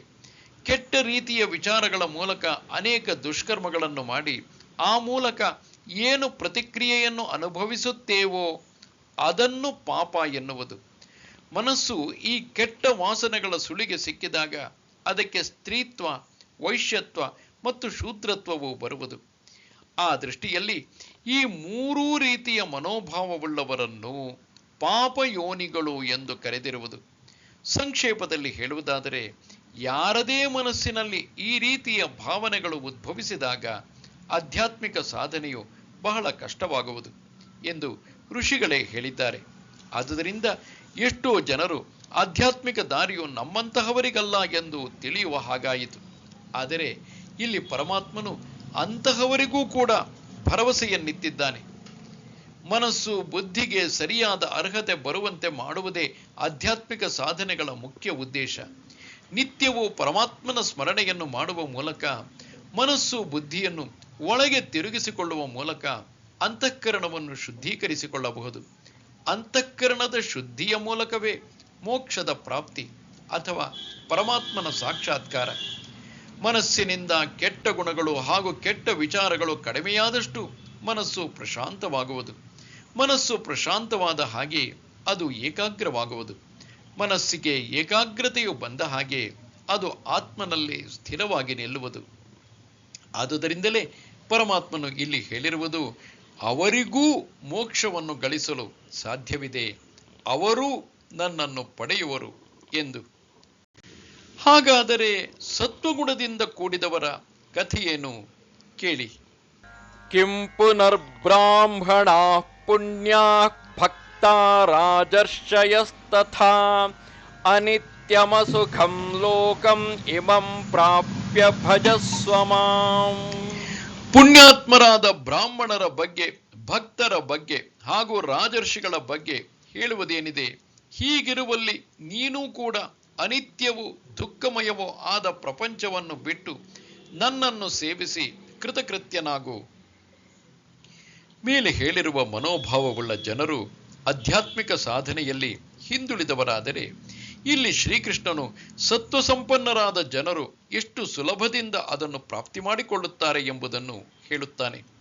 ಸತ್ವ ಗುಣವನ್ನು ಬೆಳೆಸಿಕೊಂಡಿರುವ ಜನರನ್ನು ಇಲ್ಲಿ ಬ್ರಾಹ್ಮಣರು, ಪುಣ್ಯವಂತರು, ಭಕ್ತರು ಮತ್ತು ರಾಜರ್ಷಿಗಳು ಎಂಬ ರೀತಿಯಲ್ಲಿ ಹೇಳಿದ್ದಾನೆ. ಇವರೆಲ್ಲರೂ ಅಂತಃಕರಣ ಶುದ್ಧಿಯನ್ನು ಗಳಿಸಿಕೊಂಡವರು. ಆದುದರಿಂದ ಅರ್ಜುನನು ಕೂಡ ಇವರುಗಳ ಹಾಗೆ ಅನಿತ್ಯವೂ ಅಸುಖವೂ ಆದ ಈ ಪ್ರಪಂಚದಲ್ಲಿದ್ದು ತನ್ನನ್ನು ಭಜಿಸುವಂತೆ ಶ್ರೀಕೃಷ್ಣನು ಹೇಳಿಕೊಳ್ಳುತ್ತಿದ್ದಾನೆ. ಇದು ಅರ್ಜುನನಿಗೆ ಮಾತ್ರ ಕೊಟ್ಟ ಉಪದೇಶವಲ್ಲ, ಅರ್ಜುನನ ಮೂಲಕ ಪರಮಾತ್ಮನು ನಮ್ಮೆಲ್ಲರಿಗೂ ಕೊಟ್ಟಿರುವ ಕರೆ ಇದು. ಪ್ರಪಂಚಕ್ಕೆ ಹೆಸರೇ ದುಃಖಾಲಯ ಎಂದು. ಪ್ರಪಂಚದ ಎಲ್ಲ ವಸ್ತುಗಳು ಪ್ರತಿ ಕ್ಷಣವೂ ಬದಲಾವಣೆ ಆಗುತ್ತಲೇ ಇರುತ್ತವೆ.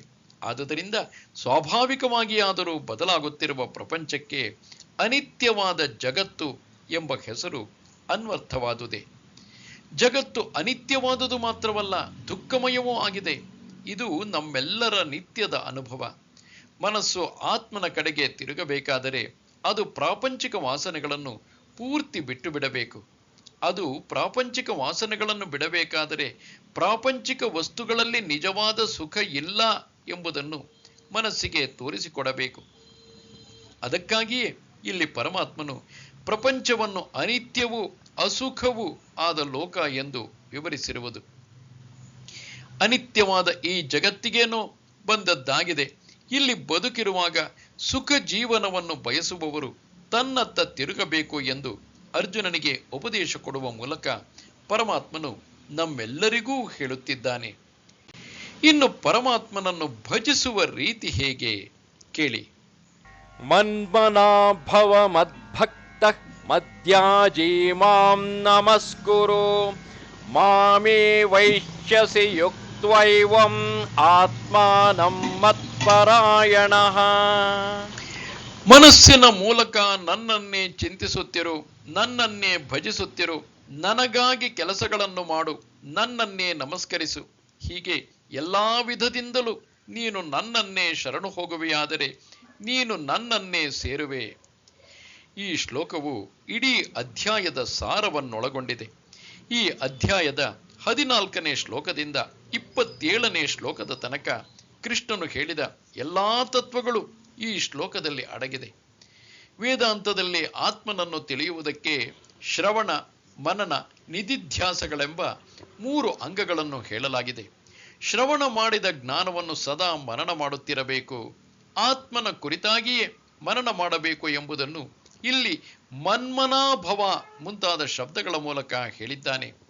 ಮನಸ್ಸಿನಲ್ಲಿ ಆತ್ಮನನ್ನೇ ಚಿಂತಿಸುತ್ತಾ ಮಾಡುವ ಎಲ್ಲಾ ಕೆಲಸಗಳನ್ನು ಆತ್ಮನಿಗೆ ಅರ್ಪಿಸುತ್ತಾ ಬದುಕಬೇಕು ಎಂದು ಹೇಳಲಾಗಿದೆ. ಆಗ ಮನಸ್ಸು ಯಾವ ರೀತಿಯಲ್ಲೂ ವಿಷಯಗಳತ್ತ ಧಾವಿಸುವಂತಿಲ್ಲ. ಸಂಕ್ಷೇಪದಲ್ಲಿ ಹೇಳುವುದಾದರೆ ಮನಸ್ಸಿನ ಸ್ಥಿರತೆಯೇ ಆಧ್ಯಾತ್ಮಿಕ ಸಾಧನೆಯ ಮುಖ್ಯ ಗುರಿ.